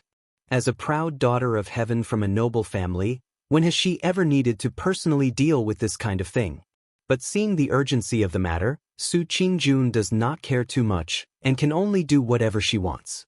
Therefore, those precious medicinal powders and elixirs are casually smeared on Lu Chen's wounds. She does not know if they have any effect, but the bleeding does stop very quickly. Su Qingjun is immediately happy, and then she grabs a few bottles of famous Kunlun elixirs and stuffs them into Lu Chen's mouth. Cough, cough, cough. Lu Chen, who was pretending to be asleep, coughs violently. He quickly reaches out to block Su Qingjun's medicine bottle, and then weakly says, "Don't worry, I won't die for a while. Let's not talk about whether you can cure me like this, I always feel that I might choke to death." Su Qingjun glares at him and says, "I am kind enough to give you elixirs, but you talk too much. Are you going to eat it or not?" Lu Chen nodded repeatedly and says, "I have to, but can I eat it later? Besides, I can't eat so many elixirs at once, or else the medicinal effects will backfire, and it will be no different from poison." Su Qingjun snorts, seems to know that she is a little too hasty, and puts the jade bottles on the table beside her, and says, "You don't know how to appreciate my kindness. I'll leave those things here, you can eat them yourself later. Anyway, you are a mysterious person, and I don't know where you come from. You know a lot of things, and you should know these things, right?" Lu Chen shook his head with some difficulty and says, "There's no such thing." Su Qingjun sighs, and presses down on his hand, and says, "All right, I was just saying casually, you should rest quickly." After saying that, she pauses for a moment, and her voice becomes a little deeper. She also lowers her head and says, "This time, you have really suffered a lot. I really didn't expect that my younger brothers at home would be so deranged." A faint glimmer of light flashes in the depths of Lu Chen's eyes, and then he says, "This has nothing to do with you, don't think too much." Su Qingjun still wants to say something, but at this moment, suddenly, a voice comes from outside the thatched hut, and someone suddenly shouted, "Little June, come out." Su Qingjun is startled, and she stands up, and looks a little surprised, and says, "My master is here, and he ran over at this time, what is he doing?" Lu Chen lies on the bed and smiles and says, "Probably to help someone plead for leniency?" Su Qingjun thinks for a moment, and says, "It's not very likely, my master loves me very much, but he is not very kind to the Su family. In the past, he always told me that those younger brothers and sisters at home are too troublesome, and that I should not be with them." Halfway through her words, Su Qingjun suddenly stops, and Lu Chen says with a smile, "Was he right?" Su Qingjun sighs with a bitter smile, and then she says in a low voice, "You lie here and rest for a while, I'll be back soon." Walking out of the door of the thatched hut, Su Qingjun sees Masato Kihara standing on the Flying Goose Terrace, about 15 feet away from the thatched hut. After seeing her walk out, Masato Kihara also nods in acknowledgement. Su Qingjun quickly walks up to him and says, "Master, why are you here?" Masato Kihara laughs mischievously and says, "I heard you were in the limelight in Kunwa City, and when you returned to the Su family, you made a big fuss, and the whole Kunlun mountain is in an uproar, so I hurried over to take a look." Su Qingjun blushes, and she shakes her head and says, "It's not as exaggerated as you say." Masato Kihara chuckles, but he doesn't tease this female disciple anymore. Instead, he glances at the thatched hut and says, "I heard the person you saved is the part-time disciple Lu Qin who helped you plant the eagle fruit tree?" Su Qingjun nods and says, "Yes." Masato Kihara looks at her with a smile that doesn't seem like a smile, and says, "In the past, I, your master, have advised you many times to draw a clear line with the people in your family, because it's beneficial to your cultivation, but you never listened. But today, for the sake of an ordinary part-time disciple, you suddenly have a falling out with the Su family. Is there any personal feelings involved?" By the end of his words, Masato Kihara's eyes have already faintly revealed a sharp light, and he just indifferently looks at Su Qingjun. But Su Qingjun seems to be unaware of anything, and she just says with a bitter smile, "Master, when I first became your disciple, I told you that I'm only interested in cultivation, and I'm too lazy to think about other things. Then why did you save him?" Su Qingjun's face darkens and says, "It's my Su family's brothers who have really gone too far. Even if this person isn't Lu Qin, but just a roadside beggar who has nothing to do with me, I think I probably won't sit idly by." Masato Kihara stares at Su Qingjun for a moment, and suddenly nods and says, "For you to think like this, it's somewhat beyond my expectations. But don't forget you can save him for a while, but how can you save him for a lifetime?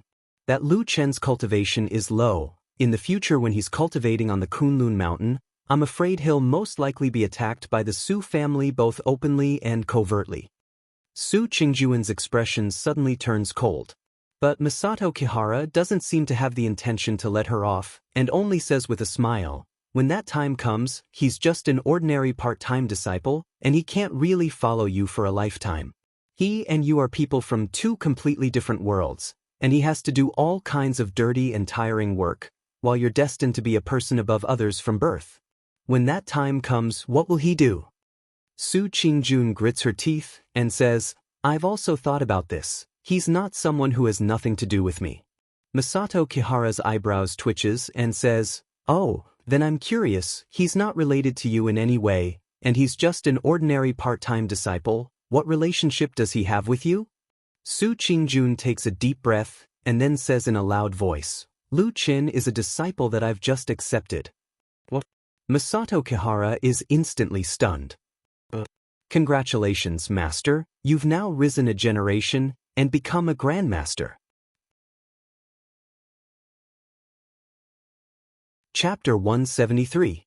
For a famous cultivation sect like the Kunlun Party, its inheritance for thousands of years was naturally passed down through the method of passing down from master to disciple.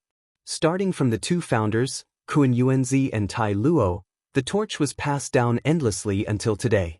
Therefore, taking in disciples was actually a very normal thing in the Kunlun Party. Generally speaking, most cultivators would take in disciples. It was not that there were no cultivators who did not take in disciples, but it was very rare. As for the reason, it was actually very simple. This was just like the inheritance of a family in the human world. The foundation that one had painstakingly laid down all their lives would always be hoped that someone could inherit it. The achievements one had made in the path of cultivation would always be hoped that someone could carry forward it, and at the moment of one's death, most people would always hope that there would be someone by their bedside to take care of them in old age. This was the innate nature of countless people in the vast land of the divine central continent. Whether one was a cultivator or not, or an ordinary person, it was very difficult to jump out of this concern. However, it was also because of this that taking in disciples, especially in a famous and large sect like the Kunlun Party, carried another layer of caution. This was because the inheritance of one's path of cultivation was not only related to one's life, it was also related to the growth and decline of the sect's strength.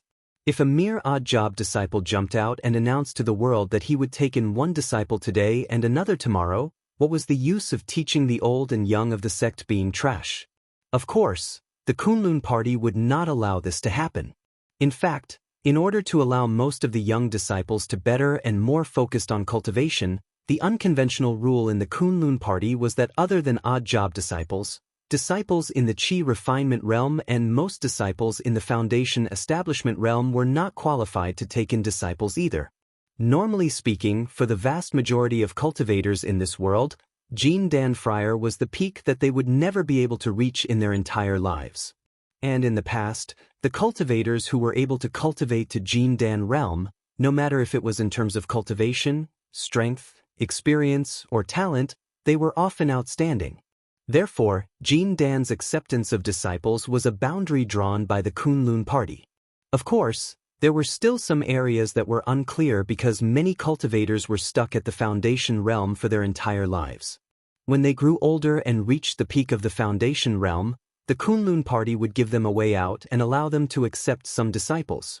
In short, in the Kunlun party, Jin Dan Friar had the qualifications to accept disciples.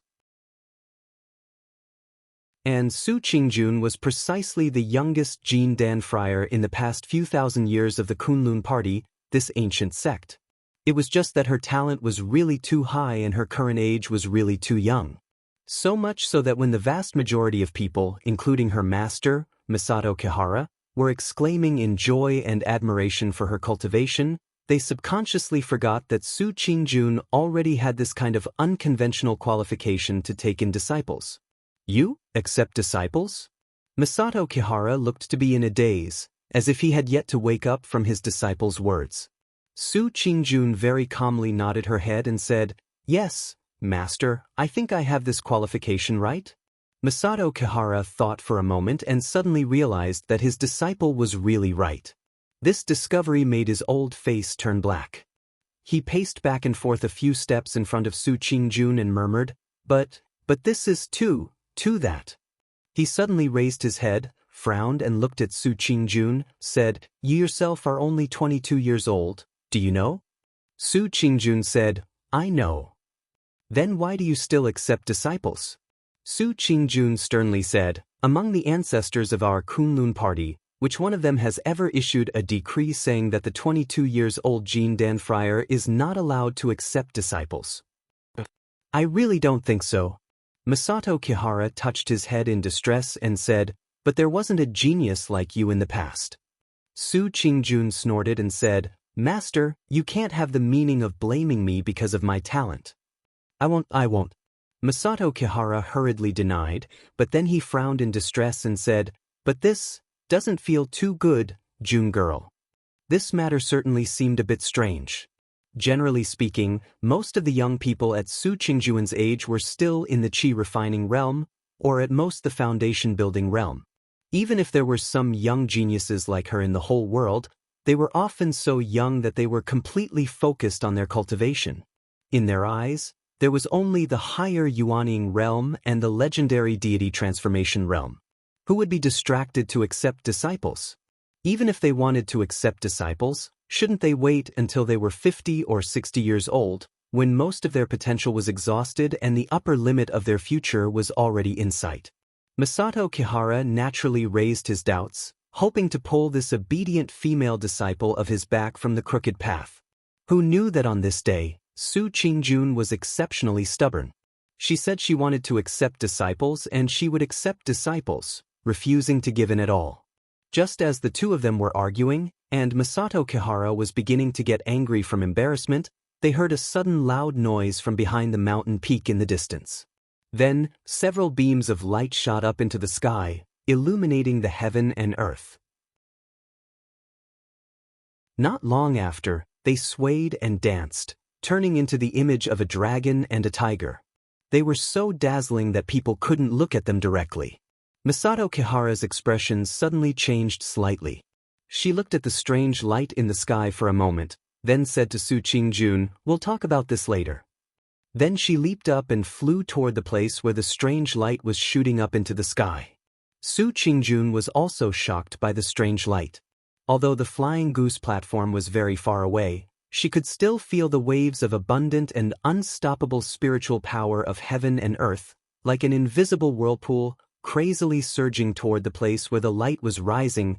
This was the scene that all cultivators in the world yearned for even in their dreams. Someone had broken through the great life and death juncture.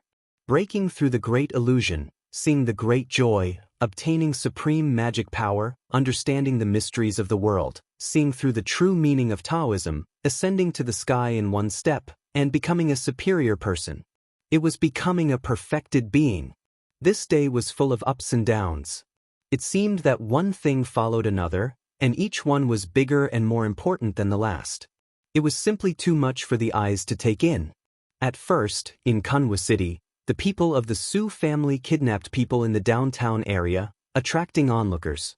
Then, the scene suddenly changed. The genius girl of the Su family, Jean Dan, came and caused a disturbance in the Su family, causing a sensation in the whole city. Then, what happened next made the things that happened in Jianghu City instantly dim. After 11 years, the light of proving true appeared on the mountain of Kunlun again. The 5,000-year-old Kunlun finally had a great perfected being in the Yuanying realm. Apart from the extremely small number of deity transformation stage perfected beings who were endowed with extraordinary talent and great luck, perfected beings of the Yuanying realm were almost the pinnacle of human cultivators' achievements on the path of cultivation. When one reached the level of the Yuanying realm, one's talent was no longer completely determined by one's innate talent. Opportunities, luck, external forces, and various spiritual materials and resources were almost inexhaustible. Only then could there be hope to create an incomparably powerful perfected being of the Yuanying realm. The great life and death juncture, which made people's expressions change at the mention of its name, was like a thunderclap reverberating in the ears of the cultivation world. It was also the most famous abyss. Many geniuses failed in this place and fell into the yellow spring when they were only one step away from the peak of their life. The significance of a perfected being of the Yuanying realm could never be overestimated. This was also the case for a famous sect like the Kunlun party. Although among the 5 great sects of Zhengxianmeng, deity transformation stage perfected beings were the face, the wind, and the strong guarantee, under normal circumstances, unless it was a matter of life and death for the sect, deity transformation stage perfected beings absolutely wouldn't make a move. Naturally, there were all kinds of connections, restraints, and restrictions. However, perfected beings of the Yuanying realm were the foundation of a great sect. This couldn't be wrong. When the light of confirming reality soared into the sky, not only did the entire Kunlun mountain instantly stir, even the big and small places outside of Kunlun mountain held their breaths. The people in Jianghu City also instantly forgot about the previous liveliness. Each and every one of them gazed at the strange light in the depths of the mountain, which was connected to the sky. The head of the Kunlun party, Idle Month, quickly rushed over from Tiankuan Peak. Before he arrived, there were already 7 or 8 perfected beings standing in the air, looking down at the Threezhang tall mountain below. Yes, the light of confirming reality was emitted from that immortal's cave. It was Xian's master, Dongfang Tao. After perfected person Idle Month, other perfected beings of the Kunlun party, Yuanying perfected beings, rushed over one after another. The friendship of fellow disciples was one thing, but those who achieved the perfected being realm knew more about the hardships and dangers than ordinary people. It was indeed worthy of great joy and celebration. In addition, there was another meaning that could only be understood. The moment one became a perfected being, the light of confirming reality would soar into the sky and produce all kinds of special illusions, which could somewhat reflect the accomplishments of the perfected being's cultivation technique and the level of his cultivation. Although it couldn't be too accurate, this light of confirming reality couldn't deceive people. At the very least, it would give people an idea. Before long, in the sky outside the Threezhang tall mountain, many silhouettes appeared near and far. They silently and concernedly looked at the immortal's cave and the light of confirming reality. At the foot of the mountain, there were also many people rushing over one after another. Xian stood at the very front, just outside Dongfang Tao's immortal's cave. Her eyes were full of surprise and expectation. She looked at the strange scene over there without blinking. Beside her, Melaleuca japonica had a face full of emotion. Her expression was somewhat complicated as she looked at the Immortal's cave. Other than them, there were also many people from the Kunlun party who were attracted over. Of course, among them, there couldn't be people with low cultivation. For example, the odd job disciples wouldn't join in the fun. Those people with innate talents didn't even have the qualifications to see the light of confirming reality. It was better for them to honestly go back to work. Somewhere in the sky above the Jianghu mountain, the head of the heavenly soldier hall, Dukanjinren, stood on the clouds with an indifferent expression. Beside him, Heyi's expression was calm, but his expression was slightly complicated as he looked at the strange light that could pierce through the sky and the earth. After a moment, Dukanjinren's voice came from the front. He said, "If you must go and ask him, be careful. Old man Dongfang's temper isn't good." "Yes, disciple understands."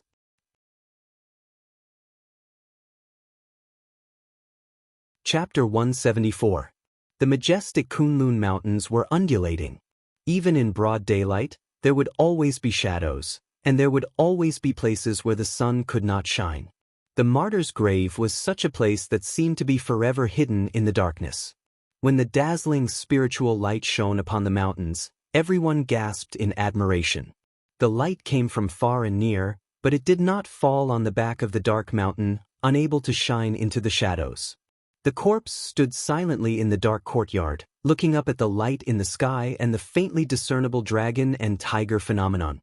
It galloped unhindered, arrogant, and symbolized the greatest power in the world. After a long while, he turned around and walked into the darkness without a sound, like a lonely ghost left behind in the mortal world. The divine light of testimony was a rare cultivation phenomenon. Many cultivators would not be able to see it even once in their lives if it was not for a fortuitous encounter, let alone a regular person. That was why, although Lu Chen was heavily injured, Su Qingjun helped him sit up in the straw hut on Flying Goose Terrace. She leaned against the windowsill and looked out at the strange light in the sky. Su Qingjun sat by his side and supported him. For some reason, both she and Lu Chen seemed to be unperturbed despite the fact that their identities, positions, and abilities were worlds apart.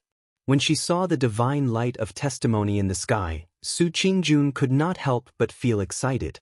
Even for a publicly acknowledged genius like her, the Yuanying realm was still a distant goal. There was still a long way to go. Not to mention the legendary Great Gate of Life and Death where geniuses would die prematurely. No one could be certain that they could pass it. When she collected her excitement and calmed down, Su Qingjun quickly noticed that Lu Chen's expression was a little too calm as he gazed at the mystical light in the distance. For a lowly errand disciple, the wondrous scene that appeared right now was very likely a realm that he would never be able to reach in his entire life. However, even though Lu Chen looked at it very seriously, he did not seem to be excited at all. He seemed to be calmer than Su Qingjun, like an indifferent and ordinary person. "What's wrong?" Su Qingjun asked Lu Chen. She was a little concerned, but also a little curious. Lu Chen replied. Su Qingjun pointed at the light in the sky and said, "You don't seem to be too interested in the divine light of testimony." Lu Chen was startled for a moment. Then he smiled and sighed. "Eldest miss, if you had dozens of wounds on your body like I do right now, the pain would be excruciating, and you would want to faint immediately. You wouldn't be able to lift your spirits for other things."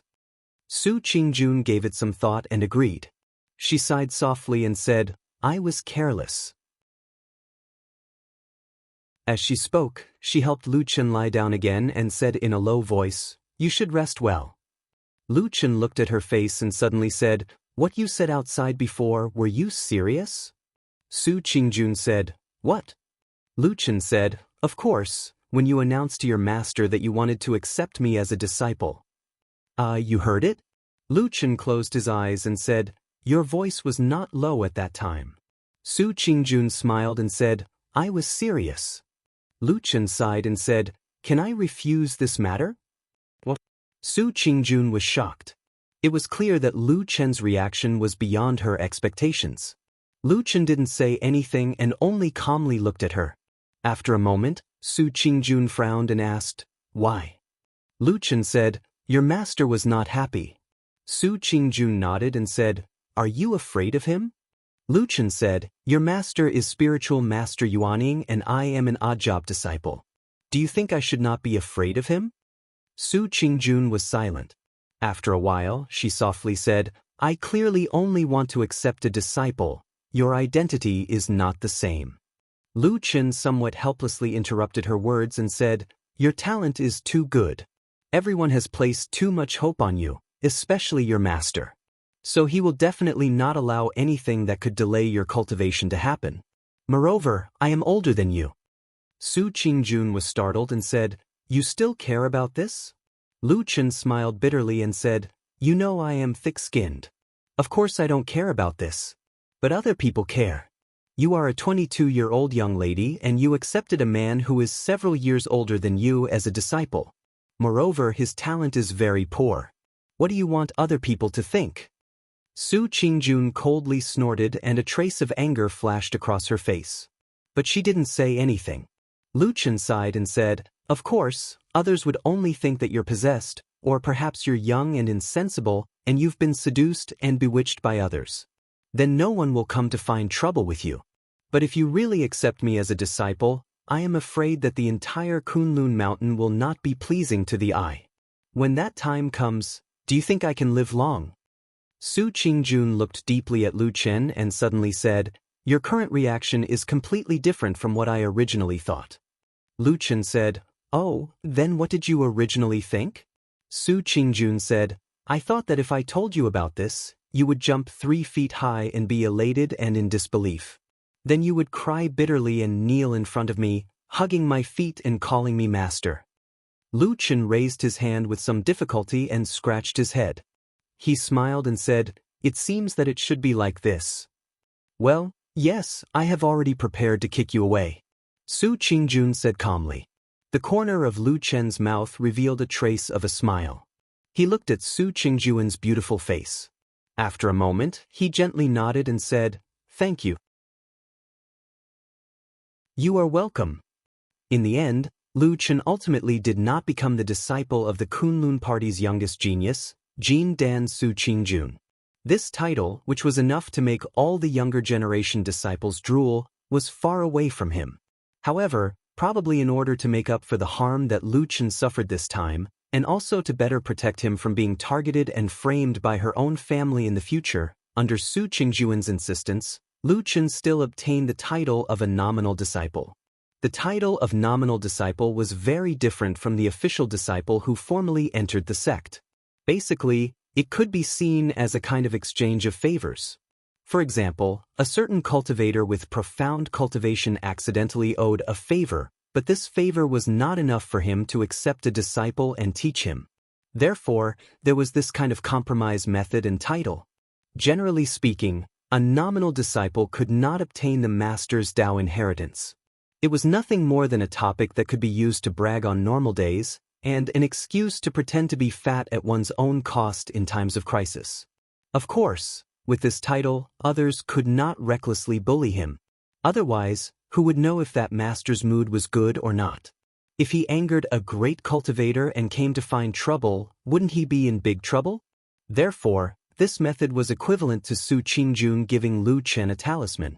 It was equivalent to indirectly telling the people outside that although this handyman disciple was a waste, he was now a nominal disciple of Su Qingjun. They could not casually bully him anymore, otherwise, she might be angry and not be polite. For the final result, Masato Kihara did not have any objection. He had seen a lot of nominal disciples, and they were not considered real disciples at all. As long as it did not affect Su Qingjun's cultivation and reputation, he was too lazy to care about the trivial matters of the Su family. But even so, with Su Qingjun's current reputation in Kunlun Mountain, suddenly having a nominal disciple, even if it was just a handyman disciple, was still very sensational. Logically speaking, this matter should have been a little troublesome, and people would talk about it for a while. But fortunately, During this period, the matter of Dongfang Tao becoming a spiritual master Yuanying was too important. Very soon, it overwhelmed all other trivial matters, allowing Su Qingjun and Lu Chen to breathe a sigh of relief. After Dongfang Tao's divine light of verification appeared, it meant that he had truly broken through the great life and death barrier and become a spiritual master Yuanying. However, he did not immediately come out of the cave residence, but continued to cultivate in seclusion for more than half a month. Most people could understand this. The Yuanying realm was unusually strong, and it was equivalent to being reborn. After breaking through the great life and death barrier, it was normal for one's aura to be unstable and his foundation to be unstable, and he needed a period of time to stabilize it. And for cultivators, especially high-level cultivators, the safest place in the world was, of course, the cave residence where they cultivated in seclusion. Half a month later, Dongfang Tao successfully came out of seclusion. At that time, most of the Kunlun party's Yuanying Jinren and Jin Dan Friar were present to congratulate him. Even Lord Tianlan, who was not in Kunlun Mountain, sent someone to send a congratulatory message. Among the people present to congratulate him, of course, the leader, Spiritual Master Idol Month, was the leader. At that time, on the 30 Peak, there were as many Zenrins as there were clouds, and Jin Dan Jinren could be seen everywhere. It could be said to be a gathering of prosperity for a moment, and it was also a rare display of high-level cultivators for the Kunlun party. It once again revealed to the world the unfathomable strength of the majestic Kunlun. After Dongfang Tao came out of the cave, he was full of energy, and his eyes were shining. He was full of satisfaction, and he laughed 3 times towards the blue sky. Next to him, Yexin had already rushed over excitedly and hugged him with great joy. Dongfang Tao laughed loudly, and then nodded and smiled at Melaleuca japonica beside him. Then he strode towards where Spiritual Master Idol Month was. A gift of gratitude was still necessary. If there were no sex, there would not be so many spiritual materials and resources. If there were no sex, there would not be such a stable and peaceful cultivation environment. These words, everyone knew in their hearts. Dongfang Tao quickly approached, and just as he was about to greet, he was suddenly startled. He saw that among the group of Yuanying Jinren in front, Spiritual Master Idol Month was standing at the forefront, smiling and nodding at him. However, in front of everyone else, there was another person standing next to Spiritual Master Idol Month. It was a little girl who seemed to be only a little over 10 years old. Her face was calm, like the snowstorm on the winter peak, cold and slightly chilly.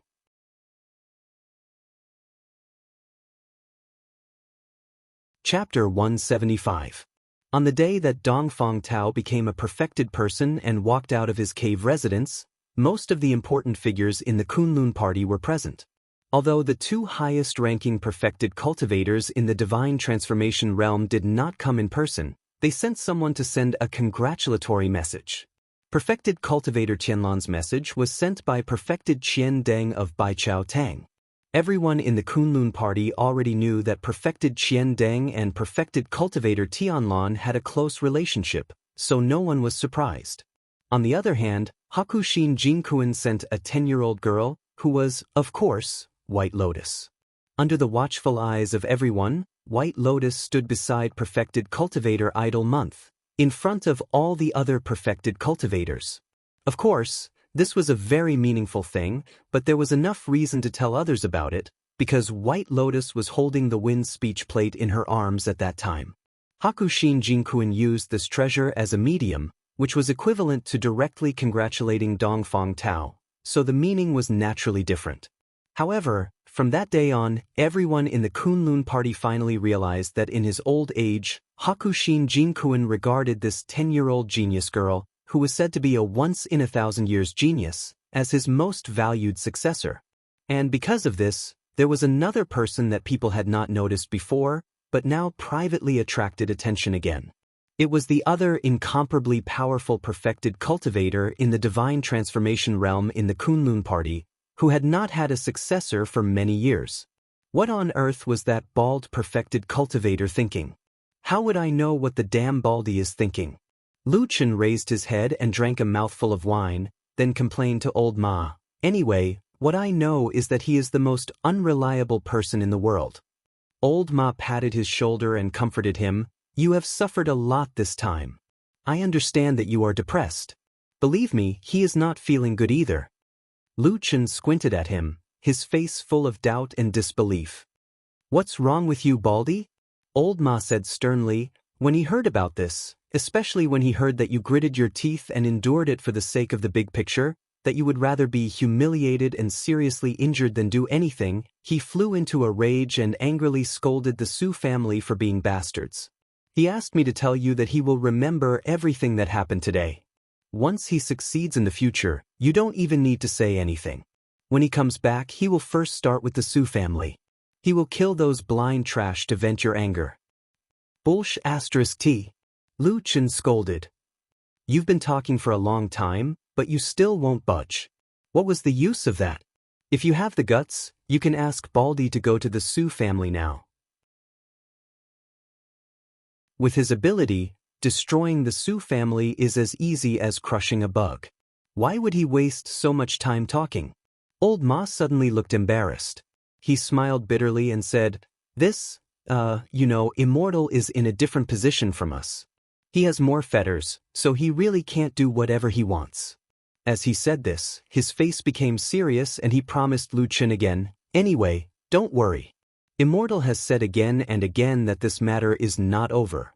He will remember what happened to the Su family. Sooner or later, he will make trouble for them. Lu Chen rolled his eyes, with an expression that said, I am not a fool to believe you. Old Ma also laughed and quickly changed the topic. He said with a smile, let's not talk about this. Anyway, that is what Immortal said. We will know in the future. By the way, are your injuries better? Lu Chen stretched his arm and said, I think they're almost healed. Otherwise, I wouldn't have come down the mountain to drink with you. Old Ma nodded and said, your injuries are recovering really fast. Although most of your cultivation has been crippled, at least your foundation is still there in terms of recovery. You can't even compare to a foundation-building cultivator, let alone an aura refinement disciple. Lu Chen was startled, but he soon nodded and said, I probably swindled a lot of panaceas from Su Qingjun these days. They're still somewhat useful. Old Ma looked at him enviously and said, look at your life, it's too comfortable. Other people work themselves to death to save the beauty, but you just lie there and let the beauty save the black bear. You eat other people's food, use other people's things, and now you're even living outside other people's immortal's cave, right?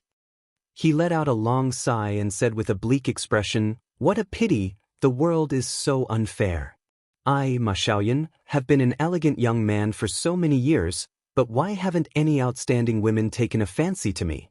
Have all the flowers been stuck in cow dung? Stuck my ass. Lu Chen scolded him without the slightest trace of politeness and said, just lie there and let other people cut you dozens of times for me to see. Is that comfortable?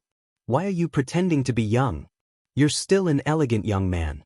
Wake up, it's been several decades and you've never lost any weight. You've always been like a pig. If it wasn't because that damn Baldy was fatter than you, I would have thought you were the reincarnation of a pig immortal. Even if there were flowers, they definitely wouldn't be stuck in your head. Old Ma's expression turned serious.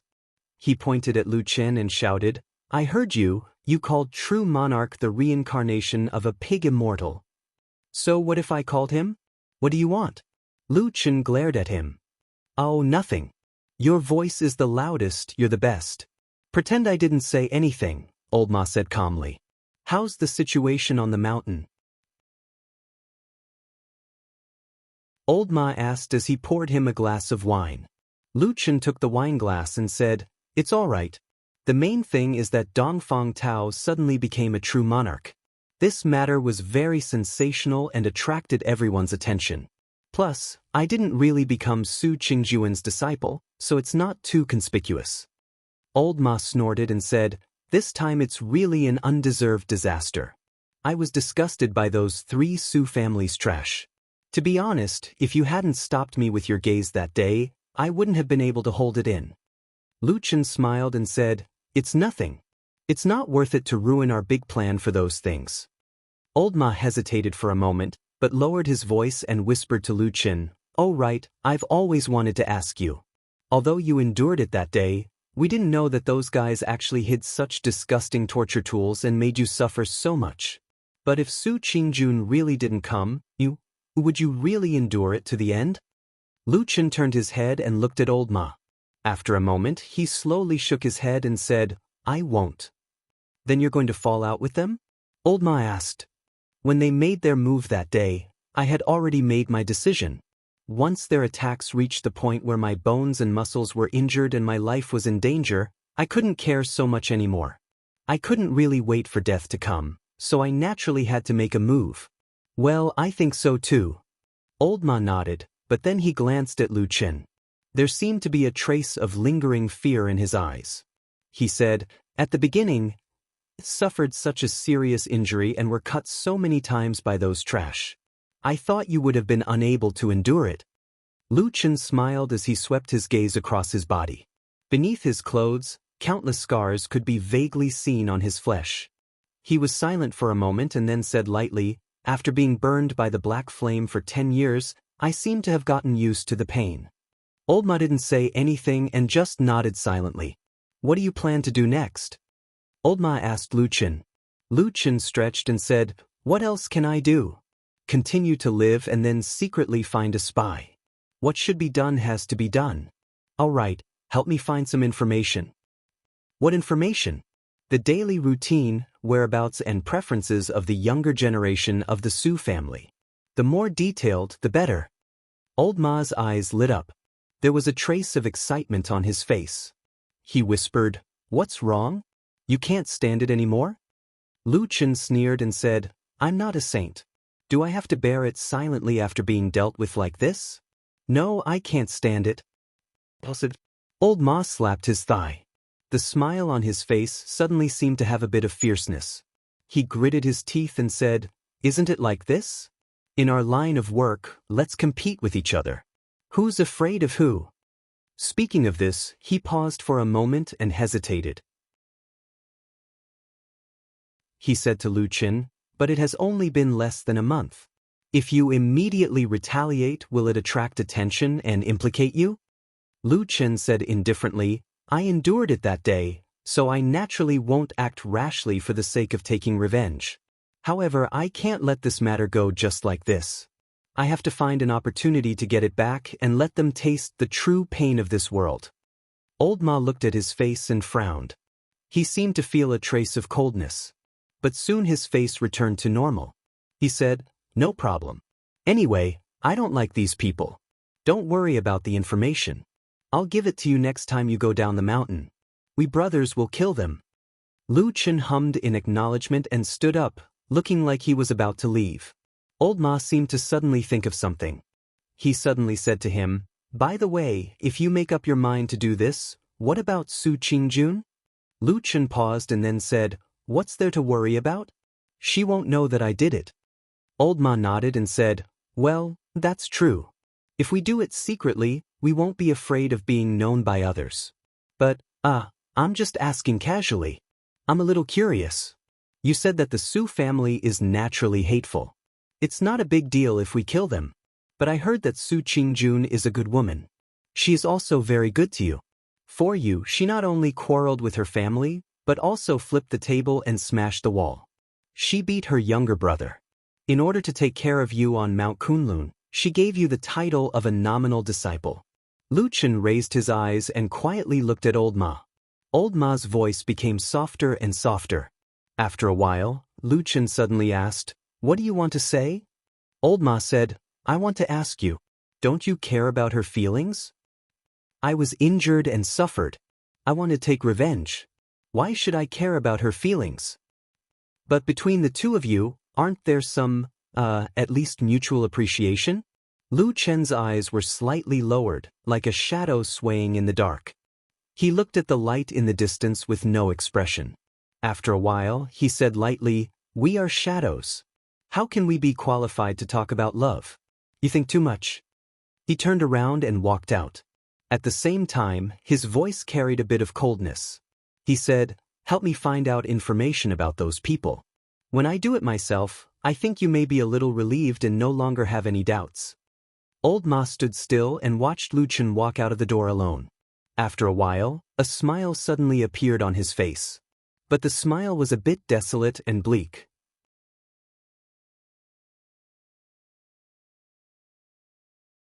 Chapter 176. Dongfang Tao, who had achieved the great cause of Yuanying enlightened master, could now be said to be an influential figure in the Kunlun party. He was an important figure that everyone in the sect paid close attention to. After all, it had been 11 years since the last Yuanying enlightened master of the Kunlun party was born. All kinds of welcoming and sending off, as well as all kinds of red tape, re-establishing his position and authority in the sect, all matters naturally fell into place. According to the rules of the Kunlun party, as long as one cultivated to the level of Yuanying enlightened master, he would be qualified to set foot on the 4 extraordinary peaks in the sky and clouds, the core of the Kunlun party, to cultivate. At the same time, Yuanying enlightened master's Immortal's cave in the mountains would also be preserved. After these matters came to an end, Dongfang Tao formally held a ceremony to let Exen enter the sect as his master. She could be regarded as the first personal disciple he had ever accepted. After the news spread, the entire Kunlun mountain was in an uproar, especially among the various aristocratic families in Kunwu City, who reacted even more strongly. Although this news was heard by well-informed people, at that time, Dongfang Tao was at most a veteran Jindan friar. Later, when he was injured and went into closed-door meditation for a long time, his reputation became even weaker and almost no one had any scruples about him. But who would have thought that this old man would amaze the world with a single brilliant feat? After going into closed-door meditation for a long time, he unexpectedly produced a Yuanying enlightened master, which really caught people unprepared. Overnight, the prices of the small E family in Kunwu City skyrocketed. After all, Exen was now Dongfang Tao's only disciple. If nothing unexpected happened, she would very likely inherit Dongfang Tao's orthodoxy in the future. A powerful Yuanying enlightened master standing behind him was already enough to deter many influential families in this city. After formally becoming his disciple, Exen's status in the Kunlun party naturally rose to the sky in a single bound.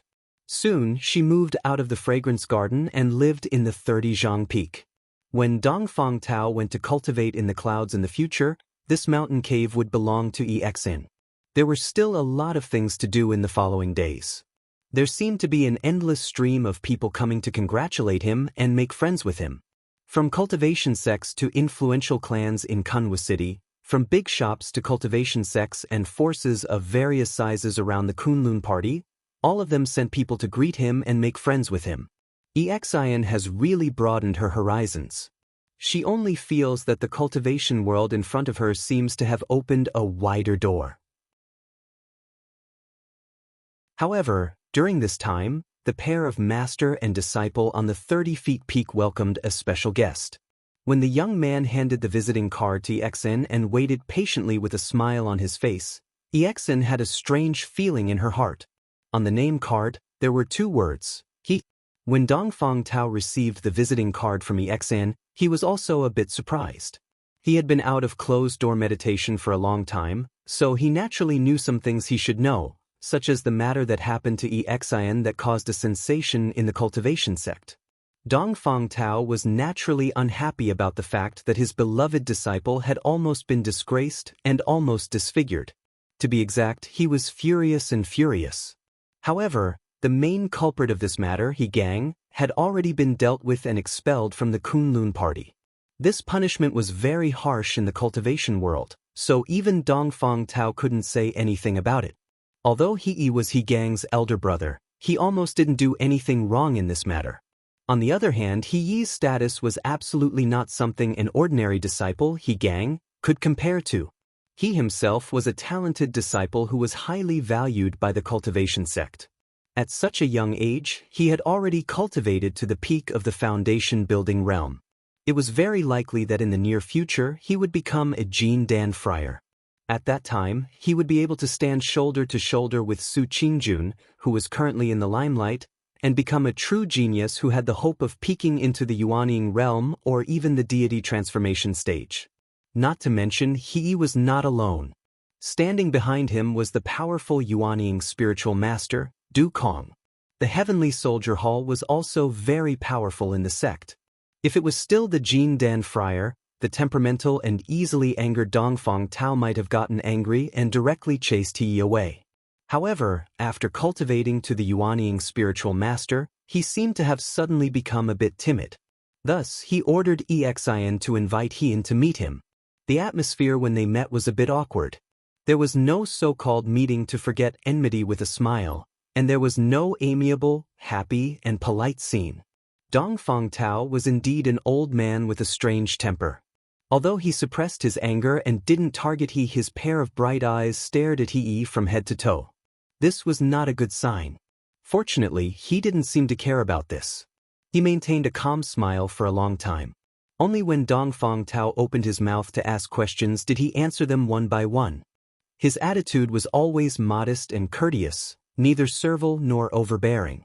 He even maintained an extremely elegant and courteous attitude towards Exin. It was difficult not to have a good impression of such a person. Even Exin was no exception. In the process of meeting Dongfang Tao, he said many things. Among them, there were some messages from his master, Du Kanjinren. The main idea was that Du Kanjinren would personally come over in a few days to bring Dongfang Tao to the strange peak between the clouds and the sky.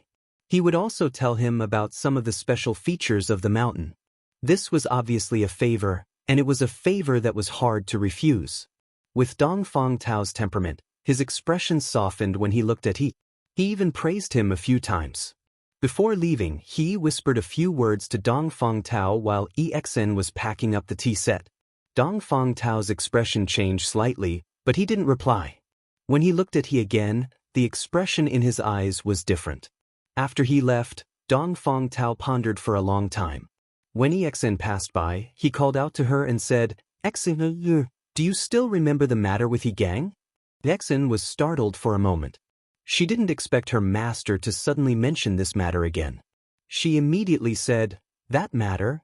I can't say I've forgotten it now. When I saw senior martial brother He just now, I actually felt strange." Dongfang Tao nodded. After a moment of silence, he said to Exin, "If they deliberately harmed you, I will naturally stand up for you. You don't need to be afraid. But since the past is in the past, you don't need to keep it in your heart. You don't need to hold a grudge against He." "Yes, your disciple understands." Exin nodded in agreement. She then glanced at Dongfang Tao and said, "Master, from what you've said, could it be that you have an opinion about this senior He? It's best if you don't provoke this person." Dongfang Tao said lightly, "You're saying that I can live here in the future?" Lu Chen's expression was a little surprised. Su Qingjun smiled and said, "Yes, the Flying Goose Terrace is quite big. Moreover, I have always wanted to find someone to help me cultivate some precious spiritual herbs. It's a pity that I haven't been able to find someone who I can trust, who has the ability to cultivate, and who is willing to work hard. So now that I've finally caught one, I can't let you run away so easily." Lu Chen clicked his tongue and then said, "Is it really okay for me to live on the Flying Goose Terrace? Won't others gossip?" Su Qingjun said lightly, "Aren't you my disciple in name? Just think of it as me squeezing you dry and making you work for free." The situation she was talking about was not uncommon in the Kunlun sect. Some high-level cultivators would often take in nominal disciples, but they didn't pass on their skills and techniques. Instead, they would just give some spiritual materials and resources or basic techniques as a reward, and then have people specially cultivate important spiritual materials for them. Of course, Lu Chen had also heard about this. However, Su Qingjuan's words were of course a joke. He also laughed, then extended 2 fingers and said, "I can move here, but I have 2 conditions." Su Qingjun was stunned for a moment, then she looked a little annoyed and said, "Hey, do you know how many people in the entire Kunlun party have racked their brains to live here? You just have to be the most troublesome person. How dare you mention conditions to me?" "Yes, what you said is very reasonable." Lu Chen nodded repeatedly and said, 2 conditions, do you want to hear them? Speak. First, I don't want to live in this straw hut anymore, Lu Chen said. Su Qingjun was stunned for a moment and immediately became vigilant. She said, Hey, don't push your luck. You want to live in my cave abode? That's absolutely impossible. Lu Chen laughed and said, What a joke. Do I look like that kind of person? I always feel that you do. You misunderstood. Lu Chen glared at Su Qingjun, then pointed to the forest behind him and said, I want to live in a wooden hut. I will cut firewood and build a house myself. It will be bigger and stronger, so that it won't be so easily destroyed. Is that okay? Su Qingjun's cheeks were slightly red, and she softly muttered, Narrow-minded, stingy. What did you say? Oh, nothing. You can build a wooden hut. Later, when I have time, I can also cut down 2 big trees for you. Su Qingjun said seriously. Lu Chen nodded and said, Second, I want to raise a dog. What? Su Qingjun was stunned for a moment and almost thought that she had heard it wrong. Lu Chen turned around and whistled loudly. A moment later, a woof-woof sound could be heard. A black shadow ran out from the forest and rushed to Lu Chen's side. It was Tu, who was dilly-dallying with him in a very intimate manner. Why is there so many wounds on this dog's body? When Su Qingjun saw the appearance of Atsu, she also gasped. Lu Chen sighed with a sorrowful expression. He said to Su Qingjun, This is an old dog that I've raised for more than 10 years.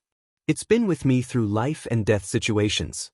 It's covered in wounds, and it's about to reach the end of its life. I really don't want to be separated from it.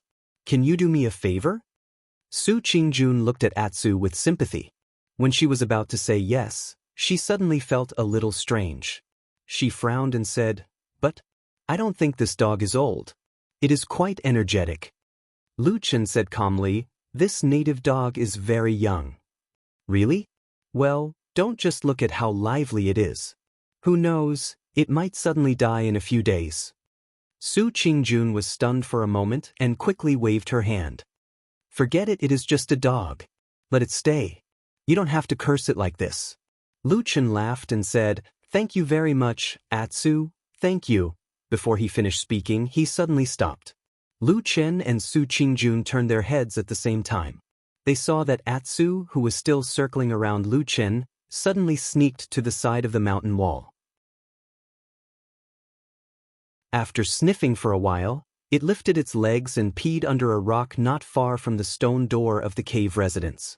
Then it ran back leisurely, shaking its head and wagging its tail, looking very happy. Su Qingjun's face darkened. She stared at Lu Chen. Lu Chen had an awkward expression on his face. He laughed dryly and said, You see, this dog is like a human when it is old. It pees a lot. So disgusting. Well.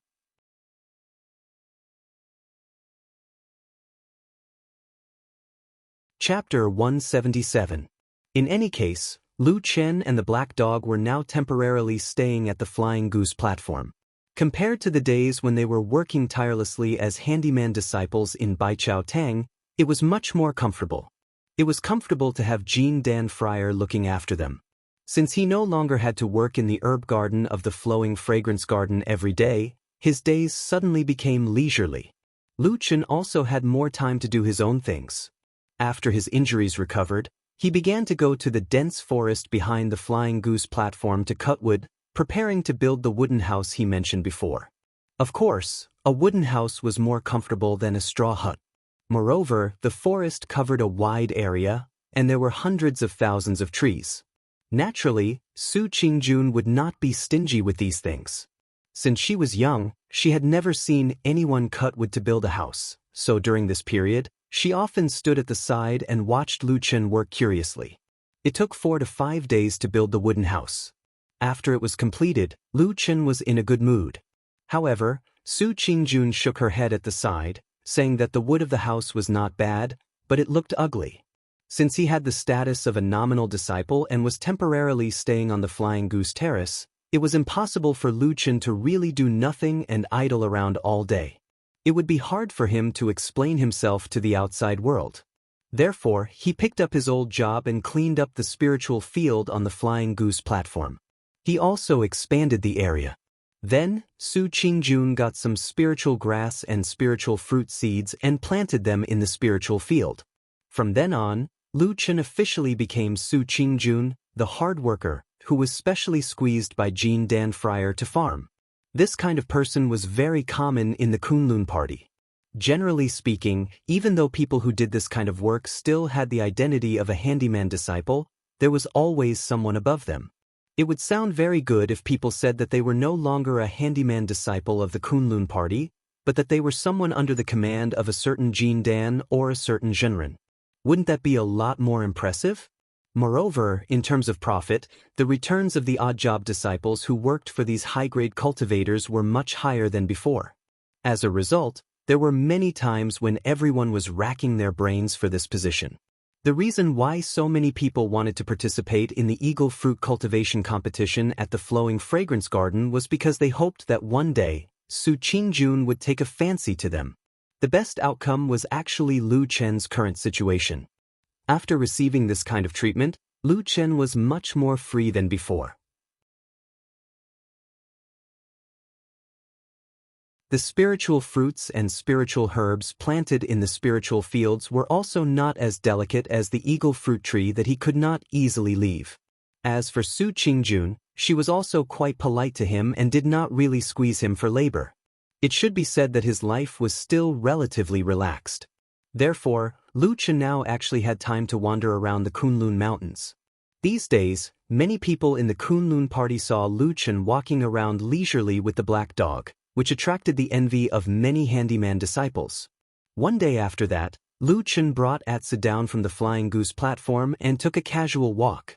Then, they walked to the house near the Flowing Fragrance Garden where someone had once died. Back then, He Changsheng died in this house. It was daytime, and most of the people who lived nearby were the lowest-level handyman disciples. Every day, they had to go to the Flowing Fragrance Garden to work, so the surroundings were quiet and there were not many people walking around. On the day of the murder, the Kunlun party had sent people to seal off the nearby area, but after a long time of investigation, there were no results. Until now, the disciples who were guarding outside had also been withdrawn. Except for the house that was still unoccupied, this place seemed to be no different from the surroundings.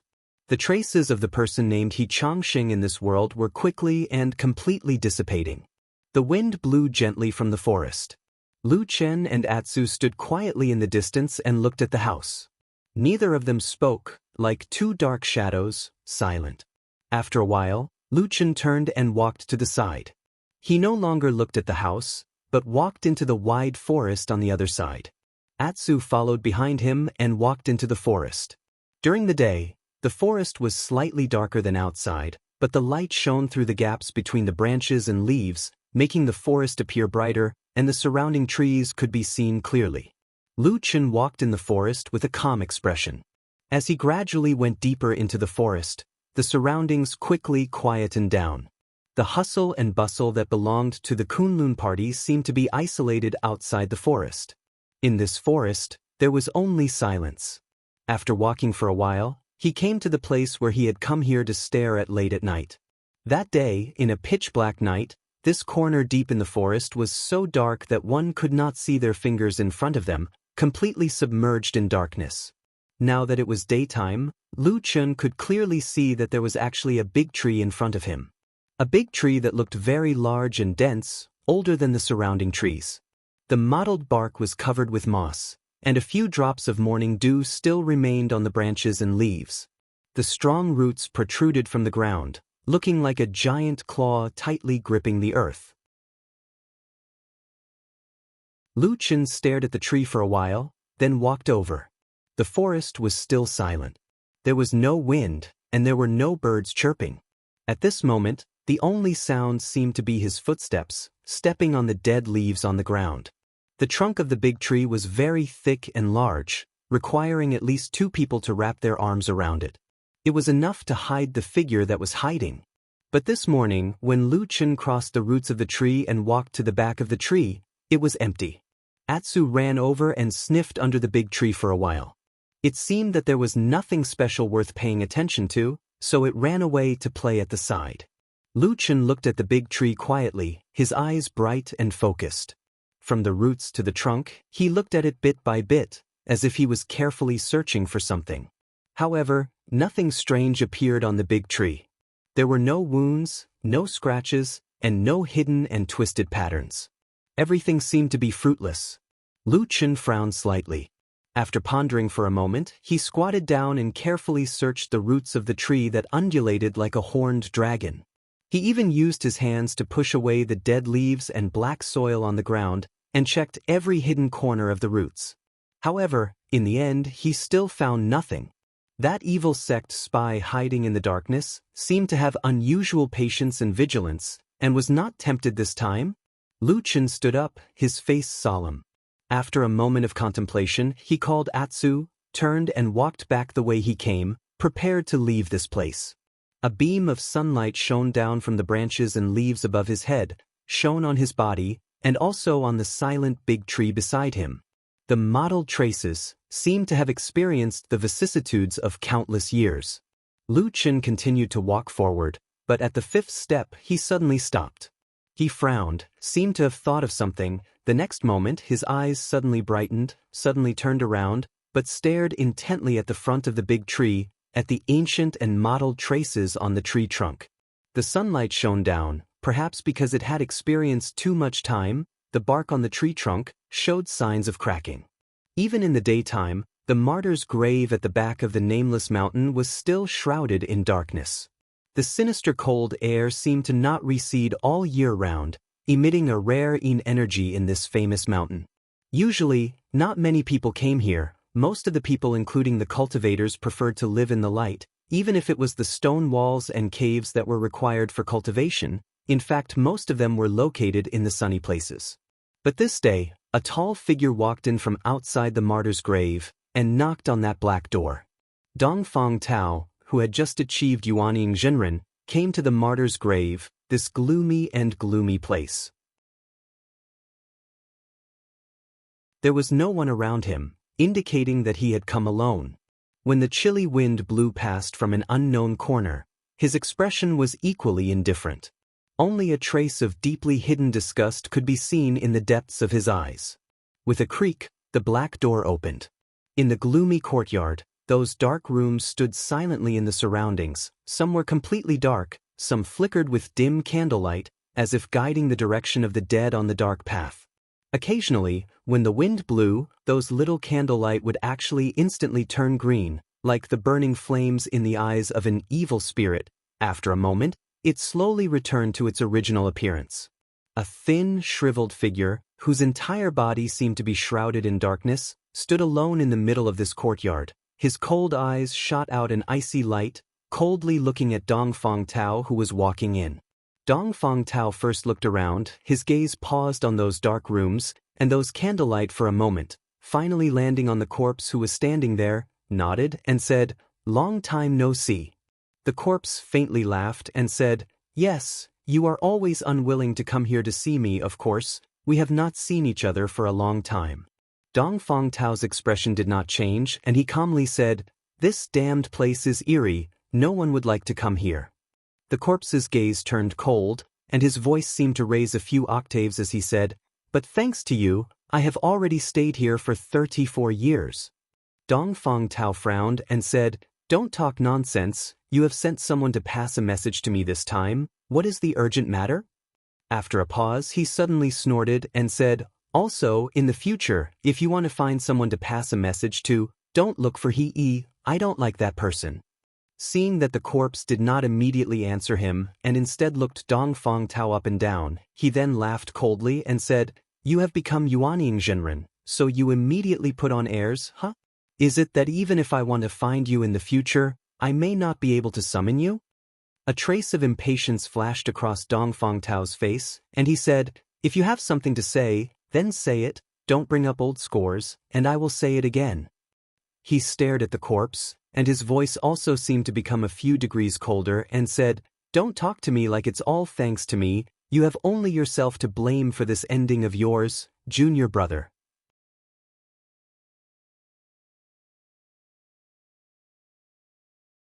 Chapter 178. Lu Chen walked in front of the tree and carefully looked at it for a while. Then, he suddenly stretched out his hand and gently stroked the tree trunk. The rough tree bark felt as rough as a rock as it brushed past his palm. The surroundings were still silent, but Lu Chen's eyes became brighter and brighter. His fingers moved slower and slower. After a while, when his fingers drew across a mottled crack, he suddenly stopped. The dry and cracked bark appeared dark brown at his fingertips. Lu Chen raised his eyebrows and gently pressed down on it again. Gradually, a fine crack appeared in the dark bark. With the movement of his fingers, the crack continued to expand until it became a piece of bark the size of a palm. It suddenly shook and then fell from the tree trunk. With a clatter, the piece of bark gently fell to the ground.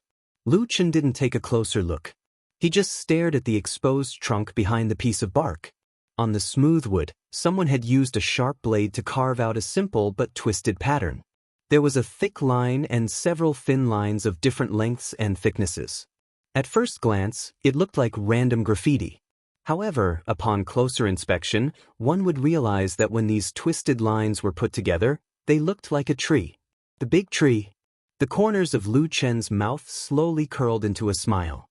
He stared closely at the incomparably secretive pattern, as if he wanted to commit it to memory. After a while, he flipped his right hand, and a black dagger appeared in his hand. Then, a black light flashed, and with a slash, he directly chopped off the piece of wood with the pattern carved on it. Then he turned around and called out to Atsu. He quickly walked out of the forest without looking back. When Lu Chen returned to the Pantheon platform, he saw a pretty figure standing in front of him. At first, Lu Chen thought it was Su Qingjun, but he soon realized that something was wrong. When he took a few steps forward, he found that it was Exen. The black dog let out a happy bark and ran forward. Exen smiled and squatted down, hugged Atsu, and patted it vigorously. Atsu also happily jumped around her. After a while, Lu Chen came up and said with a smile, "Why did you come today?" Exen touched Atsu's head, then stood up and said to Lu Chen with a smile, "It's rare that I have time. I haven't seen you and Atsu for a long time, so I came to see you." Lu Chen said, "It sounds like you've been very busy recently." Exen said, "Isn't it so? Since my master came out of seclusion, people have been coming here one after another. As his only disciple, I'm very tired from receiving guests all day long. But those who are related to my master are all people of status, so I can't take it lightly. It's tiring." Lu Chen laughed and said, "Don't complain. It's better than having no one to take care of you before." Exen giggled. Lu Chen looked around and saw that the Pantheon platform was empty. The cave in the distance was not open, and the stone door was closed. He asked Exen, "Did you not see your sister Su when you came here?" Exen said, "No, I just came here not long ago. Sister Su hasn't come out yet, so I didn't dare to disturb her." Lu Chen nodded and said, "It's fine. Come sit with me." With that, he led Exen to the wooden house that he had built not long ago. After entering the wooden house, Exen looked around curiously. She saw that most of the house was made of wood, including the walls, tables, chairs, and beds. It was just that it had not been painted, so the whole house looked very rough, but at the same time, it exuded a natural fragrance of trees. Looking at Exen's expression, Lu Chen said with a smile, "What's wrong? You've never seen a house like this before, right?" Exen nodded and said, "Yes, it's really the first time I've seen it. Did you build this all by yourself, Brother Lu?"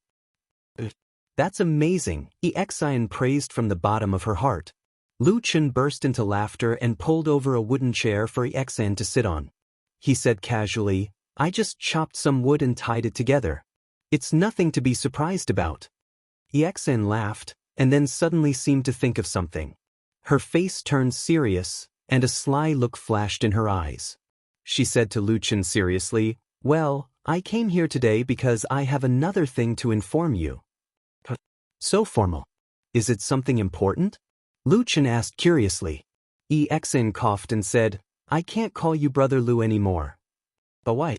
Lu Chen asked. "You see," Exen said seriously, "Sister Su and I have always been on the same level. But now that you have become Sister Su's nominal disciple, you have to call her master, right? Then when you see me, do you have to call me martial uncle? Lu Chen was stunned for a moment, and then he laughed and scolded, "Well, now you actually know how to take advantage of me." EXN snorted and said, "What advantage? If you dare not call Sister Su master, then I won't let you call me martial uncle." Lu Chen waved his hand and said, "What are you talking about? Su Qingjun is younger than me by a few years. How can I call her master? No way, no way." EXN laughed and said, "You can say that behind my back. When Sister Su really comes, let's see if you dare to admit it." Lu Chen said righteously, "A man won't call her master if I say I won't. Your threats are useless." EXN covered her mouth and giggled. She looked very happy. Looking at her appearance, Lu Chen also felt that his mood seemed to be a lot better. He smiled and said to her, "Didn't you say you were very busy? Why are you free today?" "Oh, my master went out to meet an old friend today, so I am free." EXN stretched and then leaned on the rough bed without any taboo. With a satisfied smile, she said, "It's still more comfortable here, Brother Lu." You don't know that in the Threezhang Peak Cave residence, my face is sore from smiling all day long. Those people I know and don't know have to greet me with a smile. It's really 10 times more tiring than cultivating. Lu Chen jokingly scolded, "You really don't know how lucky you are. Still, it's quite annoying to see so many people every day. In the future, you can come over to my place to play whenever you're free. When I'm not around, you can chat with that big sister of yours." EXN shrugged and said, "It's fine if I want to chat with you. It won't disturb you. But Sister Su is a genius who is the focus of attention. She must seize the time to cultivate all day long. I don't dare to disturb her." Lu Chen thought for a moment and said, "Well, in fact, it's not completely like that. Your sister Su sometimes likes to have someone to chat with. Anyway, it's not a bad thing for you to be close to her." Lu Chen said with a smile, "It's just you know Sister Su quite well now." Lu Chen said with a smile, "It's just By the way, there are so many immortals and big shots on this mountain. Who is your master going to visit?" EXIN said, "My master didn't tell me. He just said goodbye to me and left. He usually tells me where he's going." Probably thinking of this difference, EXIN was a little depressed. Lu Chen saw that this girl's mood was so easily fluctuating and found it funny. He casually said some jokes and in the blink of an eye, he made EXIN happy. The two chatted and laughed for a while. Seeing that it was getting late, EXIN got up and said goodbye. Lu Chen saw her to the side of the mountain road and watched her go. But after a while, EXIN suddenly turned back and said to Lu Chen, "Brother Lu, there is something I want to tell you." Lu Chen saw that her expression was a little serious and didn't seem to be joking. He was a little surprised and said, "What's wrong?" EXIN said, "Before my master went out this time, someone came to visit him. It was He Shixiang." Lu Chen's face sank and said, "He Gang's big brother?" Lu Chen could understand why EXIN's face didn't look too good at the moment. After all, He Gang's matter was like a nightmare to her. It was a past that she really didn't want to recall. And He was He Gang's big brother. He Gang was directly driven out of Kunlun Mountain because of that matter. No matter how he looked at it, he and EXIN were like fire and water. And EXIN was Dongfang Tao's only disciple. Obviously, Dongfang Tao and He couldn't go together. But this matter happened like this. There was obviously something strange in it. Lu Chen thought for a moment and said, "What did they say that day? Did you hear it?" EXIN thought for a moment and said, "I was at the side most of the time, but they said some polite words, nothing important. Later, when they were almost finished, I packed up the tea set and left for a while. I saw the two of them say a few more words, but I didn't hear the rest." Lu Chen frowned and didn't say anything for a moment. EXIN looked a little worried. She was full of thoughts and said in a low voice, "Brother Lu, what do you think they talked about? My master, he couldn't have been moved by Shixiang He, right?" Lu Chen looked at the young girl and sighed in his heart. EXIN's good days today could be said to be almost entirely due to her receiving Dongfang Tao's appreciation. Dongfang Tao also unexpectedly broke through the great life and death juncture and became enlightened Yuaning. If Dongfang Tao was bewitched by He Yi and had some opinions about Exin, then it could be said to be a disaster for her. No wonder she was not calm at all. Lu Chen thought for a moment and said to Exin, don't be anxious. In my opinion, this matter shouldn't be as bad as you think. He paused for a moment and said, if you are still worried, I will think of a way to help you find out about He Yi's recent movements. Yes. Exin nodded heavily, a trace of a smile on her face. Although she knew that He Yi Shixiang and Lu Chen's cultivation and strength were worlds apart, but for some reason, when Lu Chen said he would help her, Exin almost unconsciously believed him. What he said, he would definitely be able to do. Exin thought like this and her mood immediately improved.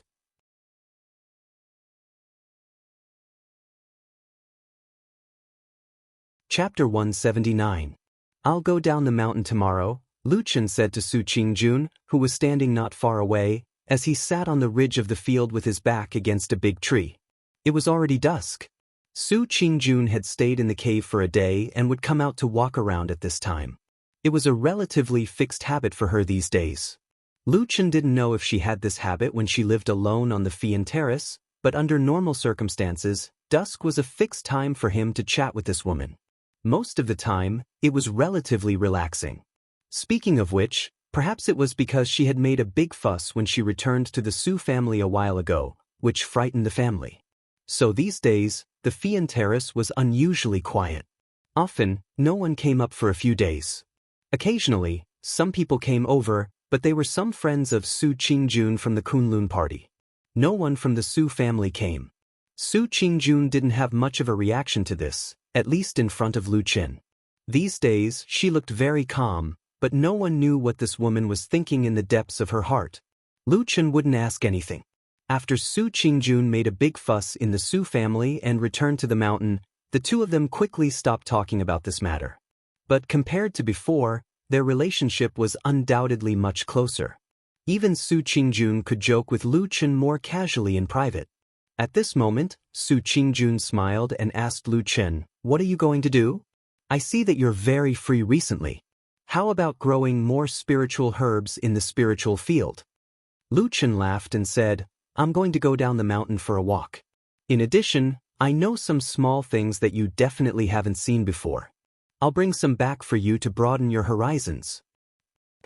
Su Qingjun was only joking at first, but her curiosity was piqued after hearing Lu Chen's explanation. She asked, "What is it? It sounds very interesting." Lu Chen smiled and said, "You'll know when I bring it back. I'll come to see you tomorrow night." Okay. The next morning, Lu Chen got up and went down the mountain with the black dog. Now that he was a nominal disciple of Jin Dan Friar, his identity was different. He was no longer as embarrassed as before. Dogs were valued by their owners. Recently, Atsu could also follow Lu Chen to wander around openly, ignoring the original rule of the Kunlun party that no one could keep a dog casually. The dog raised by the disciple of the genius Jin Dan, how could it be an ordinary dog? On the way down the mountain and into Kunwa City, Lu Chen didn't rush to find old Ma in the secluded alley. Instead, he took Atsu to wander around the street. Along the way, he bought a lot of meat and bones for Atsu. He put them in a bag and carried them all the way to Black Hill Pavilion to feed Atsu. This made Atsu greedy. Along the way, it drooled and stared at the bag in Lu Chen's hand. It couldn't see anything else. Then, Lu Chen wandered around the street for a while and bought a few things before he took Atsu back to Black Hill Pavilion. After entering the house and going to the small courtyard in the back, Lu Chen scattered the meat and bones on the ground in a corner. Atsu immediately roared and rushed over to pounce on the food like a fierce dog, chewing loudly. At the side, old Ma was amused and said with a smile, "This guy must have been starving on the mountain. Why is he eating like this? It's like he hasn't eaten anything in 8 lifetimes." Lu Chen chuckled and said, "It's living a very comfortable life, so you don't need to worry about it. How about I leave it with you and you take care of it?" Old Ma immediately waved his hand and said, "Forget it. Pretend I didn't say anything. I can't afford to take care of this dog." The two of them sat facing each other. Old Ma looked at him and said, It hasn't been long since you went down the mountain. Why did you come back? Besides, there are many people from the Su family in this city. Aren't you afraid of another accident? Lu Chen smiled and said, the Su family won't dare to court disaster again. It's fine. Old Ma said with a smile, you sound so sure. It seems you have a card up your sleeve. Lu Chen snorted and said, in any case, the Su family is an old aristocratic family that has been entrenched in Kunwu City for many years. There must be a few people in the family who understand the situation. With the current situation, anyone with the slightest bit of knowledge knows that the Su family will rely on Su Qingjun the most in the future. Not everyone is as stupid as those wastes and that Madame Bai. Old Ma nodded and said, you're right. If I were a member of the Su family, the most important thing right now would be to ease the relationship with eldest Miss Su as soon as possible and use their blood relationship to move her. The more we do, the more mistakes we'll make. It'd be best if we didn't do anything. There was some regret on Lu Chen's face. He said, that's right. I originally thought I'd draw out a few more wastes today and see if I could use this opportunity to stir up trouble and sow discord between Su Qingjun and that family. Unfortunately, there really are people with discerning eyes. I wasted my time walking around the streets. Old Ma sneered and said, you're too evil. You want to destroy the Su family from the root. Lu Chen sneered but didn't say anything. Right, there's one more thing. If you have time, can you help me pay attention to He Yi's recent movements and see if there's anything strange? Lu Chen said to Old Ma. Old Ma frowned and his eyes seemed to suddenly look a little strange. He looked at Lu Chen and asked, why are you suddenly concerned about this person? Lu Chen didn't hide it and casually repeated what Xian had said to him. In the end, he said, I've always felt that this He is a little strange. Last time, he was clearly forced into seclusion, but after a period of time, he was suddenly released for no reason. It seems that he's been wandering around the Kunlun party recently and seems to be meeting people everywhere. Old Ma's eyes flashed and he didn't say anything. Lu Chen noticed his expression and said, what's wrong? Old Ma looked at him meaningfully and said, you're right. He is indeed strange. Do you remember I told you last time that someone was investigating the matter of the cinnabar? I remember. What did you find? Lu Chen asked. Old Ma laughed coldly and said, the person who was investigating was He Gang. Lu Chen's expression changed slightly and he sat up a little straighter. After thinking for a moment, he suddenly said, but you said before that the person who investigated this matter showed a token of the Kunlun party to some big shops? That's right. Lu Chen's eyes slowly lit up and he said, but He Gang has clearly been chased out of the sect by the Kunlun party? That's right. Old Ma had a faint smile on his face and said, in other words, he shouldn't have this kind of thing. Lu Chen looked at Old Ma and said slowly, but he has it and showed it to others. The person who could give him this kind of token. It can only be He Yi. Lu Chen fell silent and a thoughtful expression appeared on his face as if he had thought of more things. After a moment he said in a low voice, in other words, the person who wanted to investigate the cinnabar matter was He Yi himself. It was just that he couldn't do it himself, so he sent He Gang to do it. Old Ma nodded and said, that's right. He Gang did this secretly. It took me a lot of effort to confirm that it was him. Lu Chen's eyes grew brighter and brighter as he said in a low voice, the cinnabar is usually not important, but recently it is related to a murder case of the Devil's Sect on the Kunlun Mountain. He suddenly came out of seclusion and intervened in this matter, so the reason why he was suddenly released. The corner of his mouth slowly showed a hint of a smile, but it was not gentle and carried a hint of coldness. After looking at Old Ma pointed a finger at him with an indifferent expression. He's coming for you. I didn't expect that there would be someone secretly pursuing me on the Kunlun Mountain. This feeling. Lu Chen clicked his tongue. Old Ma squinted at him and said, what's so strange about it? Haven't you been like this for so many years? You should be used to it, right? Well, you're right. Lu Chen nodded and said, but since we know this person's purpose, it's all the more important that we investigate him. He looked at Old Ma. Old Ma nodded and said, don't worry, leave it to me. Good. After saying these words, both of them breathed a sigh of relief at the same time. At the same time, there was a faint hint of excitement on their faces. For the shadow hiding in the dark, discovering such a secret might have a different feeling. "Hey, I see that you're in good spirits recently," Old Ma said to Lu Chen with a smile. Lu Chen said, "Yes, I'm busy with revenge. There are so many debts to collect. If I don't be in good spirits, how can I finish it?" Old Ma glanced at him and said, "No, I feel that you're not the same as before. When you were a shadow, you always looked bitter and hateful all day, as if you would turn hostile and kill people at the slightest disagreement. But it's different now."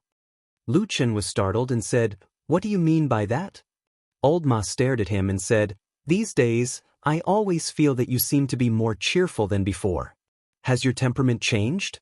Or is there someone on the Kunlun mountain that made your mood better?" Lu Chen was silent for a moment. Suddenly, a strange light flashed in the depths of his eyes.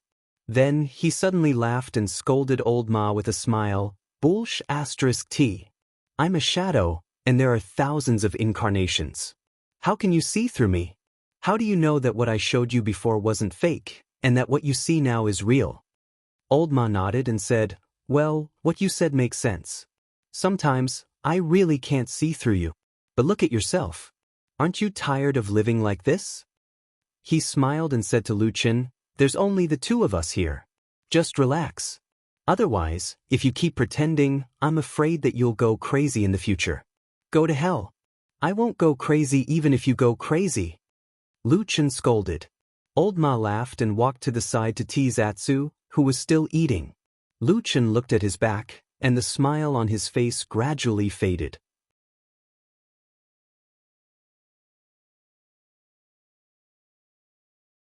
Chapter 180. On the way back to the mountain, he brought Atsu, whose belly seemed to have grown bigger and had almost swallowed all the meat and bones, back to the mountain. Along the way, he could only hear the dog's burps. The weather was clear in the afternoon. The scenery in Kunlun Mountain was quiet and beautiful. The forest was green and the trees were undulating. Occasionally, 1 or 2 waterfalls could be seen, making people walking on the mountain road feel like they were in a fairyland. In the blessed land of Spirited Mountain, spirit chi seemed to be everywhere. There were not many people on the mountain road.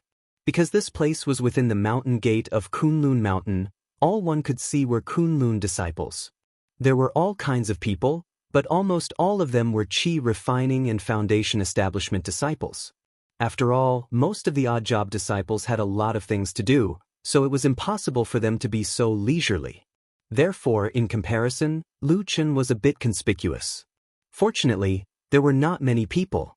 Secondly, most of the cultivators were too lazy to meddle in other people's business, so no one paid attention to him. After walking like this for a while, Lu Chen suddenly saw a person walking on the opposite mountain road in front of him. Several people in the same direction in front of Lu Chen, whether they were foundation establishment disciples or chi refining disciples, after seeing that person, almost all of them immediately nodded and smiled to greet him. In the voice that floated with the wind, he could also clearly hear the words, "Senior brother he," and so on. Lu Chen's footsteps stopped. He looked ahead and watched the person get closer. Gradually, he could see that handsome and determined face clearly.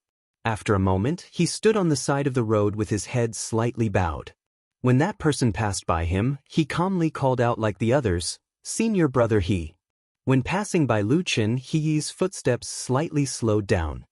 He turned his head to look at the inconspicuous odd job disciple standing on the side of the road. He nodded to him and then continued to walk forward. A wind blew from the forest and made a small whirl between the two of them. It blew up a fallen leaf, floated up and fell down, rolling and floating into the distance. Peace returned to the mountain path. Lu Chen stood where he was for a while.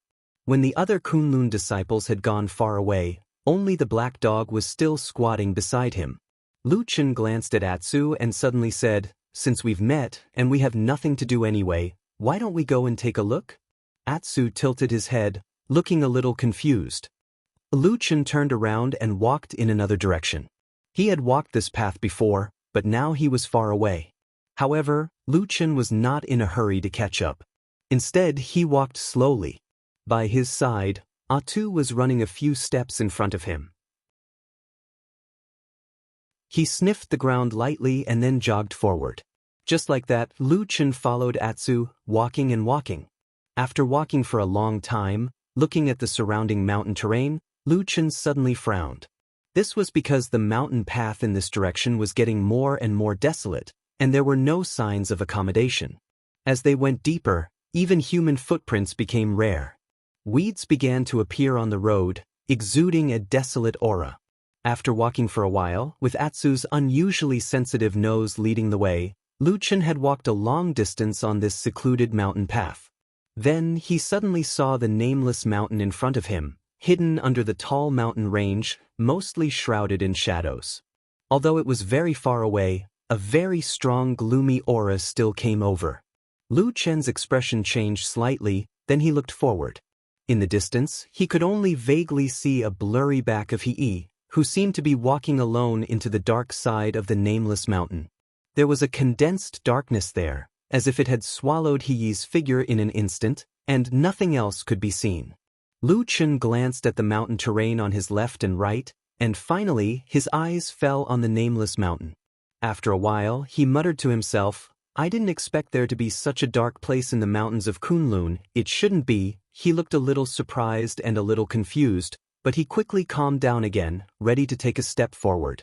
But before he took a step forward, he suddenly thought of something and looked back at Atsu. The black dog was sitting quietly on the ground behind him, and when Lu Chen looked over, it even wagged its tail gently. Lu Chen pondered for a moment, walked over, squatted down, and patted Atsu's head, saying, "There should be some bad things in the field in front, don't go there." It was not clear if Atsu understood him, but it just looked up at Lu Chen, barked twice, and then stuck out its tongue to lick Lu Chen's palm. Lu Chen smiled, and his smile seemed to be the most gentle of the day. He reached out and hugged Atu's head, then patted its head and said in a low voice, "Go and play by yourself. Wait for me here, or when it gets dark, go to the Flying Goose Terrace to sleep. Do you understand?" Atsu barked, then got up and walked to the side of the mountain path, looking back at Lu Chen from time to time. Lu Chen smiled at it, and waited until Atsu ran into the forest next to the mountain and disappeared before he slowly turned around and looked at the darkness behind the mountain again, a silent look on his face again. After a moment, he walked forward quietly until he reached the edge of the darkness, and then, like a drop of water falling into the sea, his figure disappeared into the depths of the darkness without any movement. Atsu ran and played in the forest, breathing the fresh air, jumping up and down, sometimes beating the birds, sometimes digging holes in the ground, playing very freely, and seemed to have forgotten its owner. Unknowingly, it had walked a long way in the forest, and came to a small valley in the forest that was sunken and covered with white granite. Atsu was a dog, and for a long time, it was only interested in food, and didn't care much about other things like stones and trees. It had the same reaction to this white stone valley, and slowly walked past the side of the valley, looking like it was going to continue running forward. But at this moment, a beautiful little girl's face suddenly appeared on the largest white rock in the valley. She looked at Atsu and suddenly smiled, then lay on the largest rock, waved at Atsu, and shouted, "Come here." When Atsu turned his head to look, he saw a little girl of about 10 years of age. Although she was young, her temperament was different from others. Now, there was a faint aura of superiority about her. This beautiful girl was, of course, White Lotus. Atsu stood where he was, looking a little surprised, but also a little wary. It seemed surprised to see White Lotus in this remote corner, but it didn't seem to lower its guard. However, White Lotus didn't seem to hate this black dog. Instead, she waved at Atsu and said with a smile, "Stupid dog, why don't you come over?" Atsu hesitated for a moment, but still slowly walked over. As Atsu approached, the smile on White Lotus's face was first shocked, then slowly disappeared, and her face became a little gloomy. She saw the wounds on Atsu's body, as well as the missing eye and half of its tail. Everything seemed to tell her that something terrible had happened to this dog. Atsu slowly walked to the bottom of the huge rock, then raised his head to look at White Lotus. In a flash, White Lotus slowly fell from the top of the rock, landing not far from Atsu. What happened? White Lotus looked at Atsu's appearance, frowned, and asked Atsu. Atsu responded with a bark, but it seemed that no one could understand it. This made Atsu look a little depressed and disappointed. However, White Lotus's eyes fell on the terrible wounds on Atsu's body again, and murmured, "It seems that the blood of the Sirius in your body is very good. You can still survive after being tortured like this." She slowly squatted in front of Atsu, and Atsu instinctively took a step back.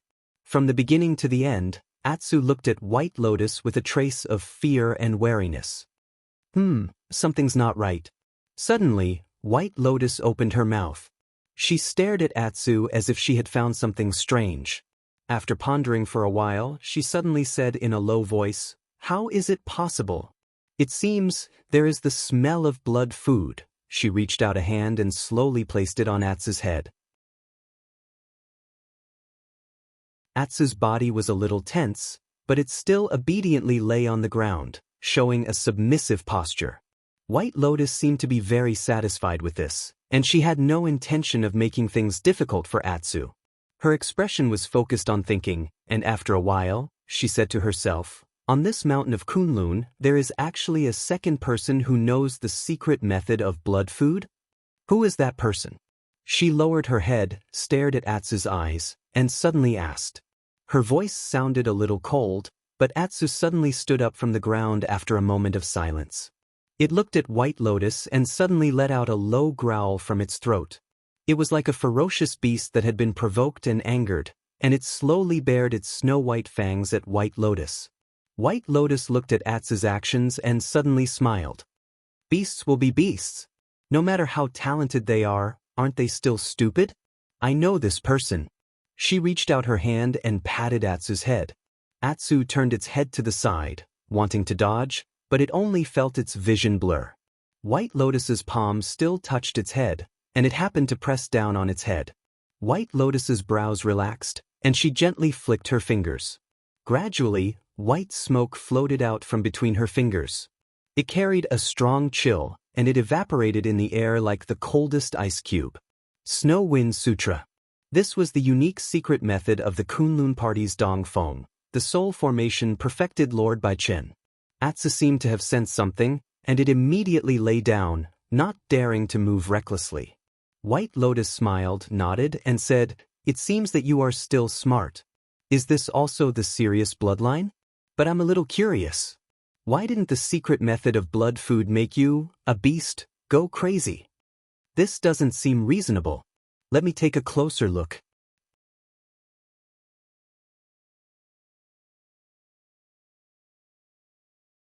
Chapter 181. The back of the nameless mountain had always been dark, even during the day. After Lu Chen walked into the darkness, he felt that the surrounding temperature seemed to have suddenly dropped a lot. At the same time, a gust of cold wind blew continuously from the front, as if the terrible palm of a Yin spirit was caressing his flesh and skin. Lu Chen was not too surprised by this. This was just one of the common scenes in the shadowy land. For ordinary people, it was terrifying. For ordinary cultivators, perhaps it was a little troublesome because it was rare, but for him, it was already a common sight. He seemed to have a natural ability to blend into the darkness. In this shadow, he was like a fish in the water, silently moving forward, not revealing any traces. Not long after, Lu Chen saw the black house. The black door was open at the moment, and He Yi's figure could be vaguely seen standing in the courtyard. Lu Chen hid in a dark corner, looking over there for a while, and then his eyes fell on the plaque above the black door with the words, "Righteous Grave." He frowned slightly. He could roughly guess what these two words meant, but he really did not think that there would be such a thing in the Kunlun party that seemed to only exist in the mortal world. And looking at the surroundings again, the Yin Qi was dense, and the darkness was surging. Lu Chen quickly judged that the core of this Yin land should be in that courtyard. Righteous Grave, as the name suggested, should be a place where the dead would come. Ordinary people would not come here at all. Even for a shadow like Lu Chen who used to walk in the dark, he would not easily set foot in this kind of place. No one liked this place, or rather, as long as it was a living creature, it would not like this kind of dense Yin Qi place. Therefore, since ancient times, the Yin land was one of the dangerous places. Then there was only one question left. What was he doing here? If there were no other accidents, Lu Chen would probably have thought of an answer in his heart. He stood in a dark corner and quietly looked at the black courtyard. He thought to himself, so He Changxing's body was placed here after he died? Just as he was deep in thought, a cold aura suddenly floated out from the courtyard, like a venomous snake hiding in the darkness suddenly spitting out its tongue, like a sleeping evil spirit suddenly opening its eyes. A skinny figure walked out from the darkness, silently appearing behind he, standing in front of the black door. A bone-chilling wind suddenly blew. His cold gaze swept through the darkness. He looked at the shadowy corner. The cold wind swept over, blowing up a few withered leaves. In the darkness, there seemed to be a storm and undercurrent surging. However, after a while, only a few withered leaves fluttered in the sky and then slowly floated down. There was nothing in that dark corner. Other than darkness, it was as if nothing had ever existed. The zombie's cold gaze swept over the place. When he saw the empty and lonely darkness, a trace of extreme astonishment seemed to flash across the depth of his eyes. At this moment, a figure walked over and stood not far behind him. It was he. He too glanced outside but did not see anything. Hence, he frowned and asked the zombie, "Senior, what's wrong?" The zombie did not answer him. After a moment of silence, he suddenly asked, "Did you come to see me alone?" He nodded and said, "Yes." The zombie grunted and didn't say anything else. He turned around and walked back into the dark courtyard. The black gate behind him moved on its own without any wind and slowly closed up, hiding all the darkness and secrets behind it once again. The darkness outside the courtyard was as quiet as the deep sea. After an unknown period of time, in another dark corner not far from the corner, a slight tremor suddenly came from the ground. Then, as if the darkness was disintegrating, a figure slowly emerged from the darkness. It was Lu Chen. At the moment, his face looked a little cold. When he looked at the courtyard again, his gaze was completely different from before. Atsu was lying on the ground, looking at White Lotus beside him with a vigilant gaze. The little girl, who had an otherworldly beauty, was showing a faint smile at the moment. Her fair, jade-like fingers were softly brushing over the black fur on Atsu's back. Specks of tiny, translucent, crystal-like white shards floated up and dispersed on her fingertips, forming a sharp contrast with Atsu's shiny black fur. Under the white and cold radiance, faint wisps of aura lightly touched Atsu's skin. Some bounced back and some seeped in. Gradually, the smile on White Lotus's face vanished. In its place was a doubtful expression, as if she had discovered something extremely strange that she did not expect. After a while, she stopped brushing her fingers, and the snow-like powder also disappeared. Atsu raised its head and glanced at her. Seeing that White Lotus did not seem to have any other strange expression, it inched forward a little and then crept up quietly. White Lotus saw all of Atsu's movements, but for some reason she did not stop it. In her bright and clear eyes, the figure of the black dog was reflected, but her gaze seemed to be looking further away. No, this is not the blood-feeding secret technique. Blood-feeding secret technique is so overbearing. Once the technique is cast, even if the body doesn't explode and die, it will at least end up in a frenzy. How could it still be like you? White Lotus stared at Atsu, as if she had seen something unbelievable. She murmured, "But in this dog's body, there are clearly traces of blood feeding. What is going on?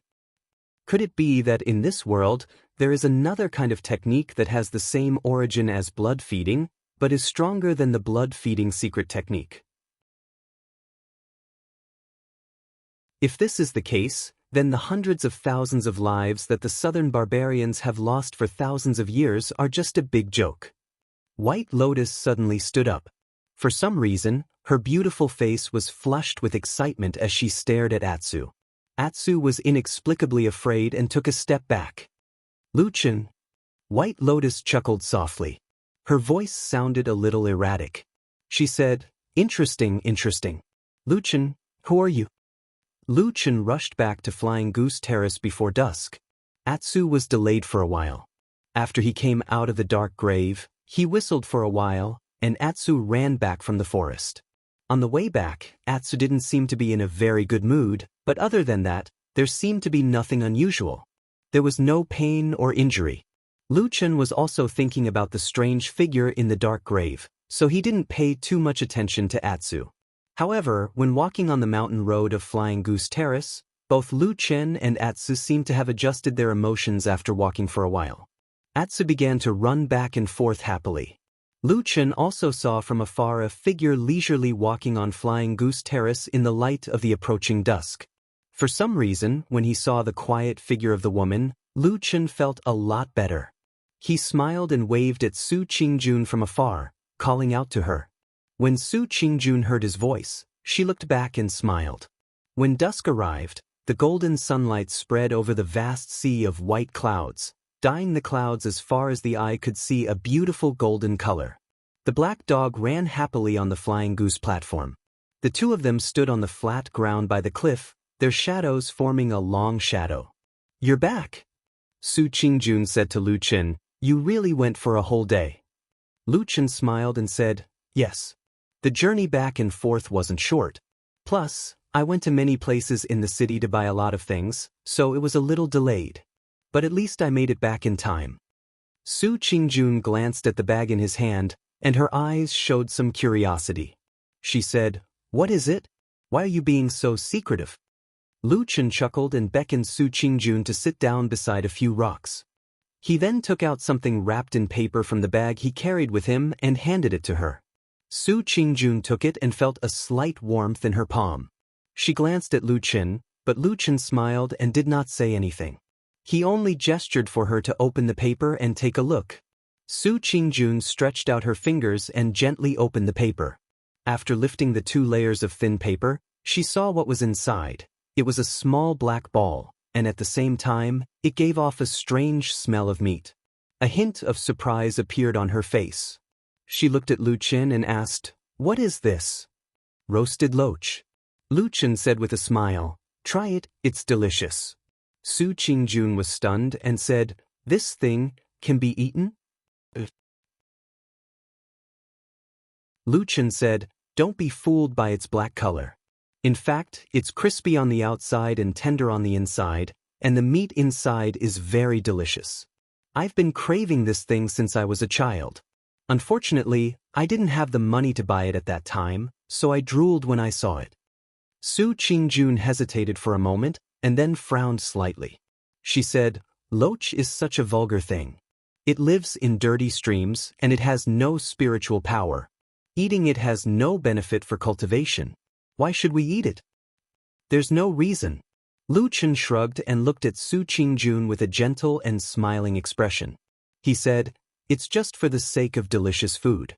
I think you don't have to do everything for the sake of cultivation, right?" "Is that so?" Su Qingjun seemed to be a little confused, but also somewhat moved. "Try it? It's a delicacy that only mortals and poor people can eat."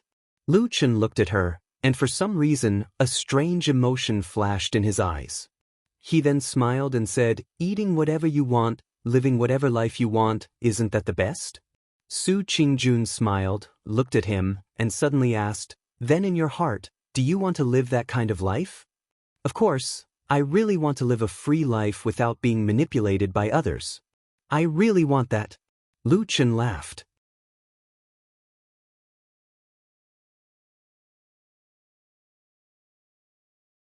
Chapter 182.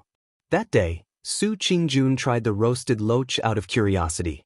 Unfortunately, she didn't get to taste the mouth-watering, lingering delicacy that Lu Chen mentioned. After frowning a few times, Su Qingjun put down these ugly and seemingly ordinary things. "It doesn't seem to be to my liking. I don't think it's that delicious," Su Qingjun said to Lu Chen, feeling a bit embarrassed.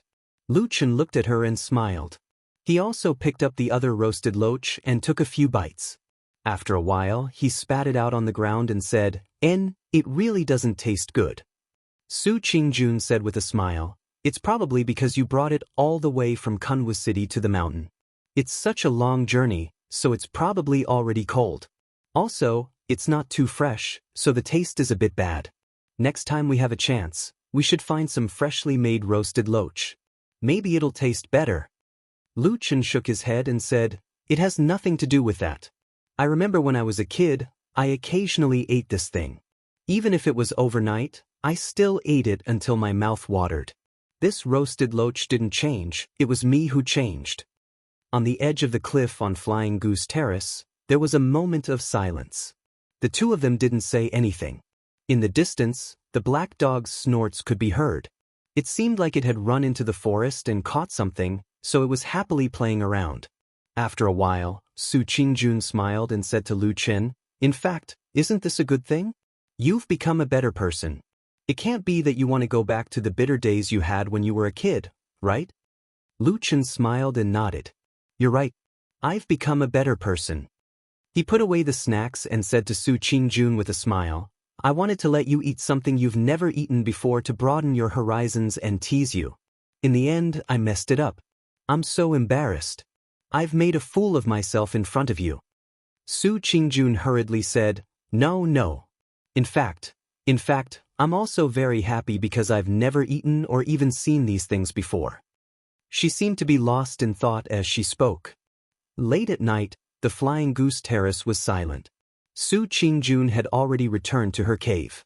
At this moment, she looked at the stone wall and saw only a patch of moonlight shining on the smooth stone, reflecting the cold radiance. The wooden house where Lu Chen lived was on the other side of Flying Goose Terrace, and it was closer to the edge of the cliff. At this moment, the moonlight fell on the wooden house and shone through the open window. It was late at night, but Lu Chen was still awake.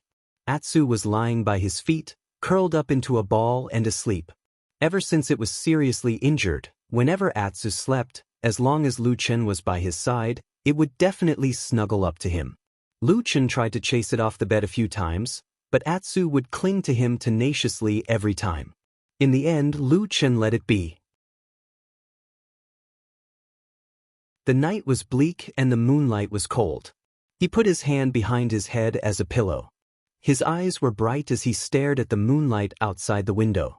He always seemed to be like this. In the dark night, as long as he didn't sleep, he would be abnormally awake. The bright moon hung high in the night sky and was reflected in the depths of his eyes. It was like the shadow of the moon floating in the dark sea, faintly changing with a strange luster. Lu Chen looked at the bright moon. At this moment, the shape of the moon was no longer that of a full moon. Instead, it was slightly thinner.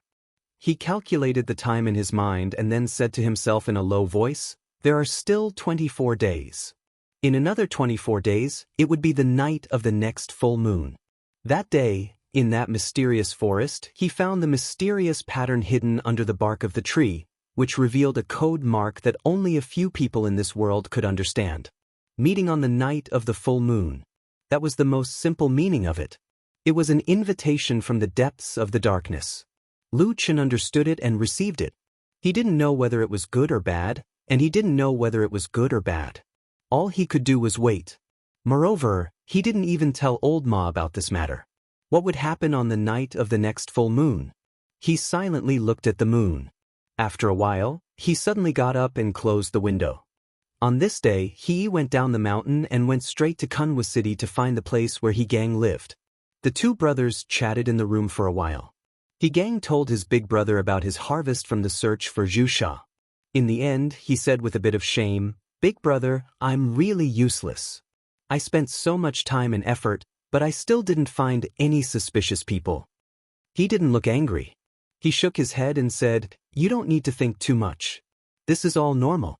The devil cult of the three realms has been opposing our righteous path's famous sects for many years and has been hunted down and annihilated countless times.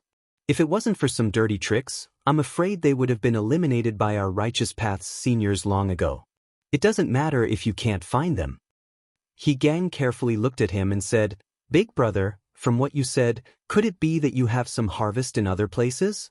I'm just afraid that if this drags on for too long, your master and sect head will become a bit impatient." He said, "It doesn't matter. You don't need to worry about this. In fact, I've already told them about this matter.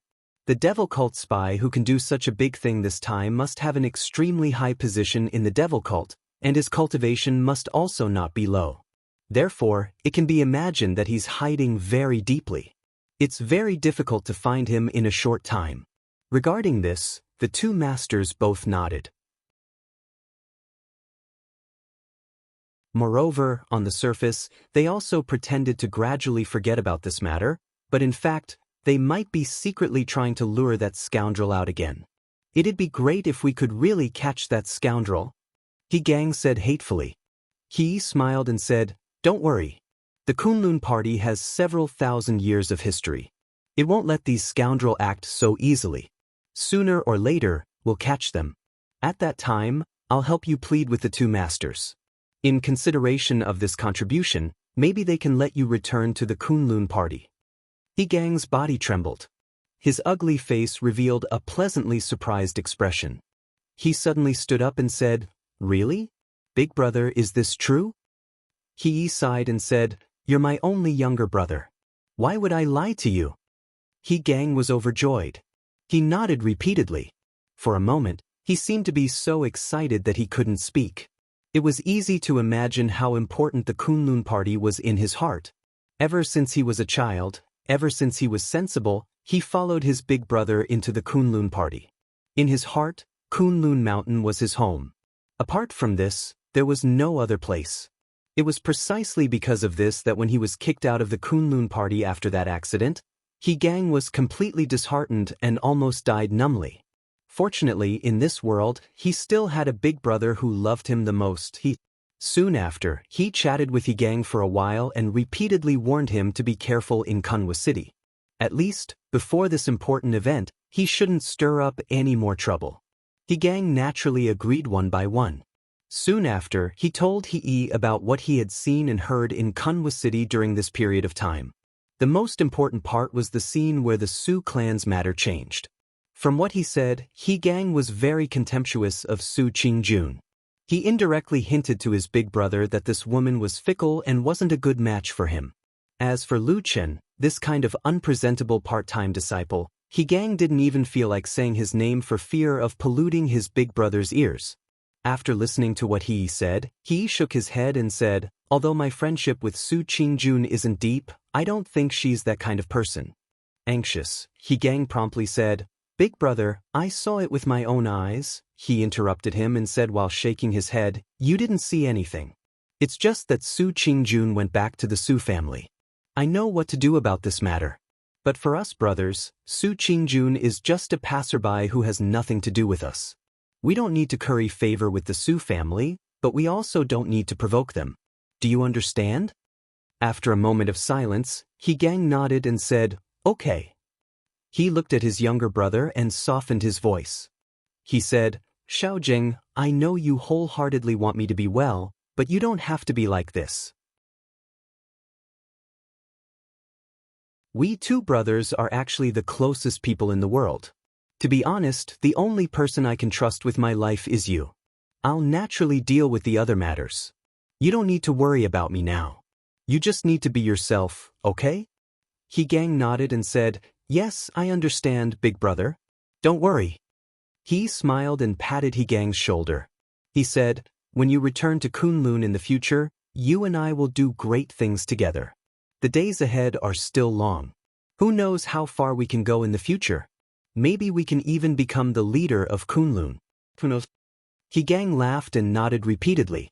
A trace of excitement flashed through his eyes. It was as if he was full of expectations and longing for the future.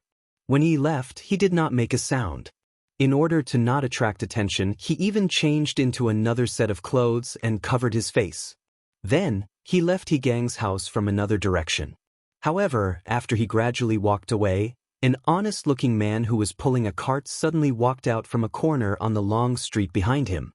His blank and empty eyes looked in the direction that he had left. Then, he turned around and walked in another direction.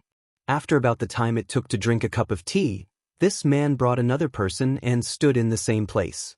He first pointed at Jianghu's house, then pointed at the long street that he had left from, and said a few words to him in a low voice. Standing beside him was a fat man. The fat man was Old Ma. Old Ma looked at the bustling street with people coming and going. He gently waved his hand. Then, the unremarkable man who was pulling the cart beside him retreated. In the blink of an eye, he disappeared into the sea of people like a drop of water. Old Ma pursed his lips. He turned his head. His gaze seemed to be a little cold as he looked at the house. After a moment he suddenly smiled again. His smile was cold.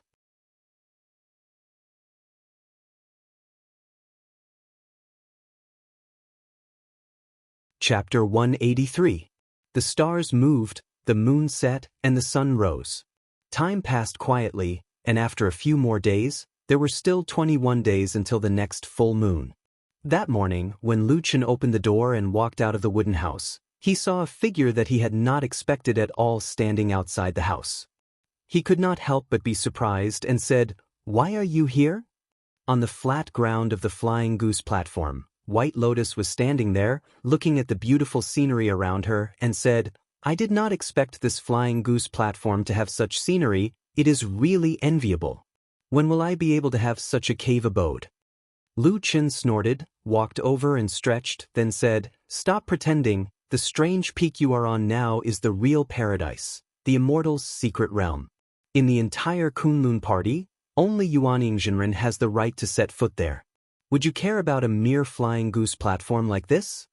White Lotus smiled, and suddenly saw a black dog's head poking out from behind Lu Chen sneakily to look in their direction. White Lotus immediately laughed, and waved to Atsu as if she was very happy and said, "Atsu, come here." Atsu looked at White Lotus, and without a word, shrank back, and hid in the room with its tail between its legs, without the slightest hesitation. White Lotus was stunned, and looked a little awkward on the spot. After a moment, she slowly put down her hand, then laughed dryly and said to Lu Chen, "This black dog does not seem to like me very much."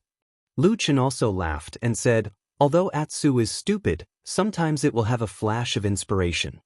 White Lotus stared at him and said, "Are you mocking me?" Lu Chen did not intend to answer her, and only shrugged, then said, "Miss Bai, with your current status, I am afraid it is not appropriate for you to come to the Flying Goose platform so rashly, right?"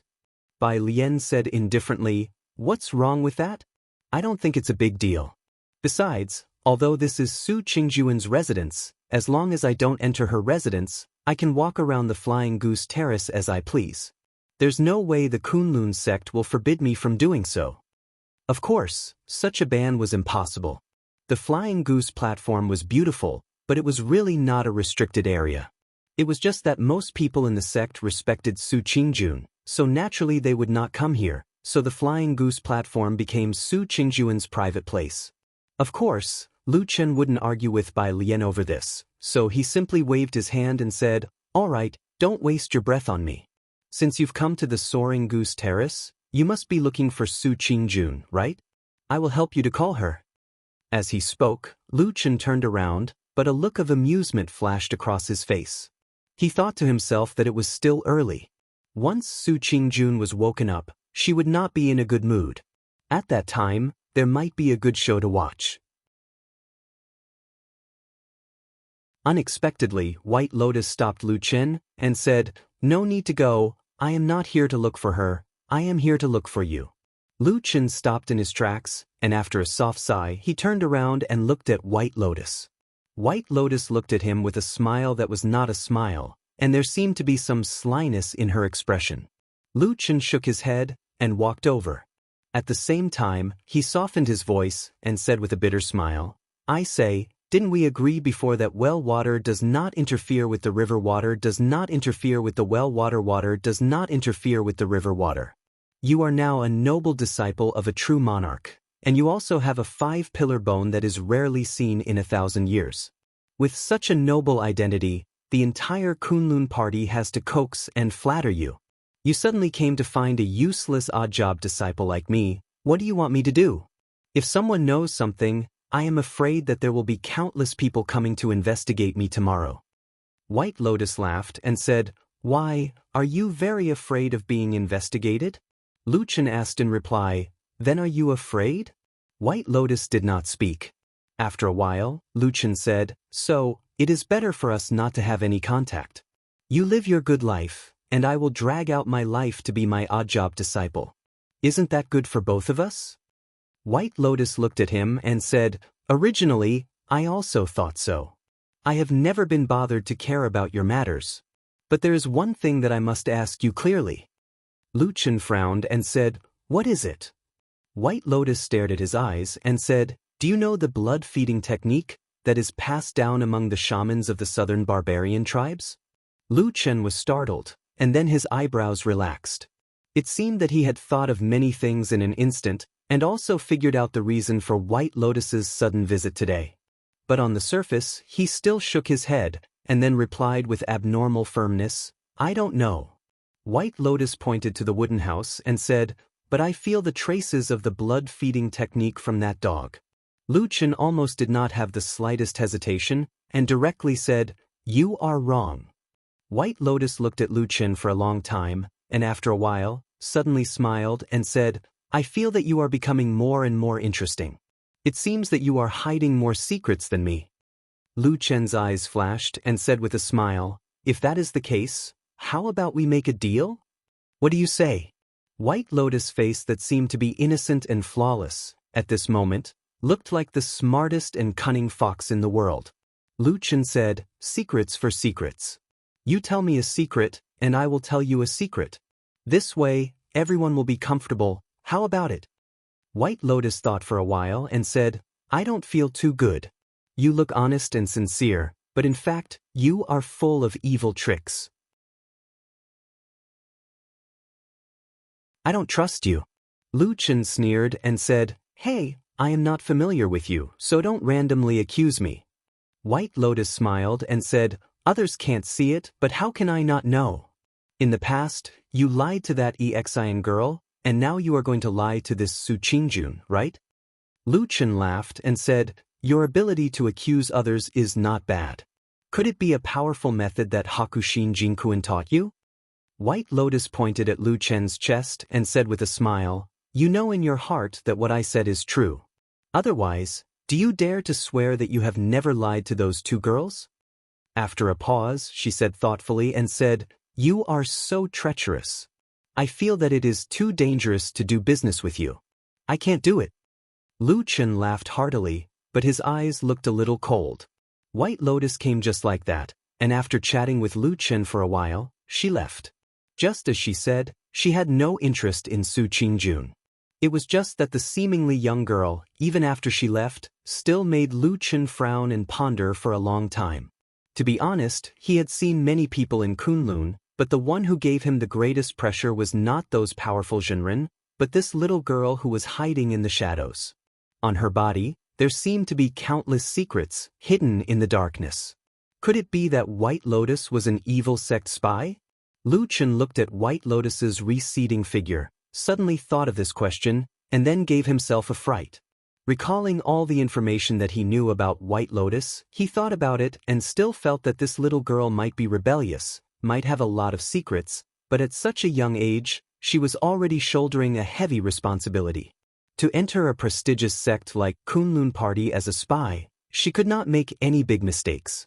This kind of thing did not seem to be something that a little girl could do, even if White Lotus looked young and mature, even if her talent was so outstanding. If it was possible, Lu Chen did not want to pay attention to White Lotus at all. He was just an ordinary odd-job disciple, and there was a world of difference between him and White Lotus.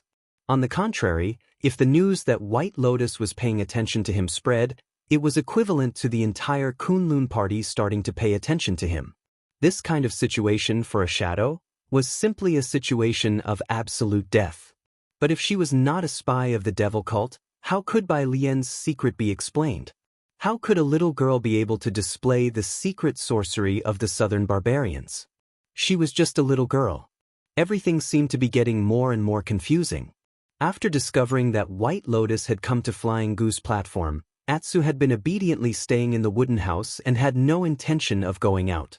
It seemed that they were particularly afraid of the little girl. It was only after White Lotus had left that Atsu seemed to suddenly breathe a sigh of relief, and its whole body relaxed. Lu Chen walked back to the wooden house and looked at Atsu. His eyes flickered slightly, as if he was lost in thought. For the rest of the day, it returned to its original peaceful state. Lu Chen did his own work, and then at dusk, Su Qingjun came out for a walk. The two of them stood by the cliff for a while, chatting, and then before the sky turned dark, they each said their goodbyes and returned to their own houses and caves. The night was very dark, there were no stars or moon, only the cold wind blowing coldly, as if it was the so-called dark and windy night. Lu Chen sat quietly in front of the window, looking at the dark sky amidst the rustling pines, until midnight. It was already late at night, everything on earth seemed to have fallen asleep, even the mountains had fallen into a deep slumber. In the wooden house, Atsu curled up at his feet, sleeping quietly, looking exceptionally at ease. Lu Chen quietly stood up, his whole body suddenly slanted, he did not even open the wooden door and just strangely slid out of the window, and then turned over and closed the window.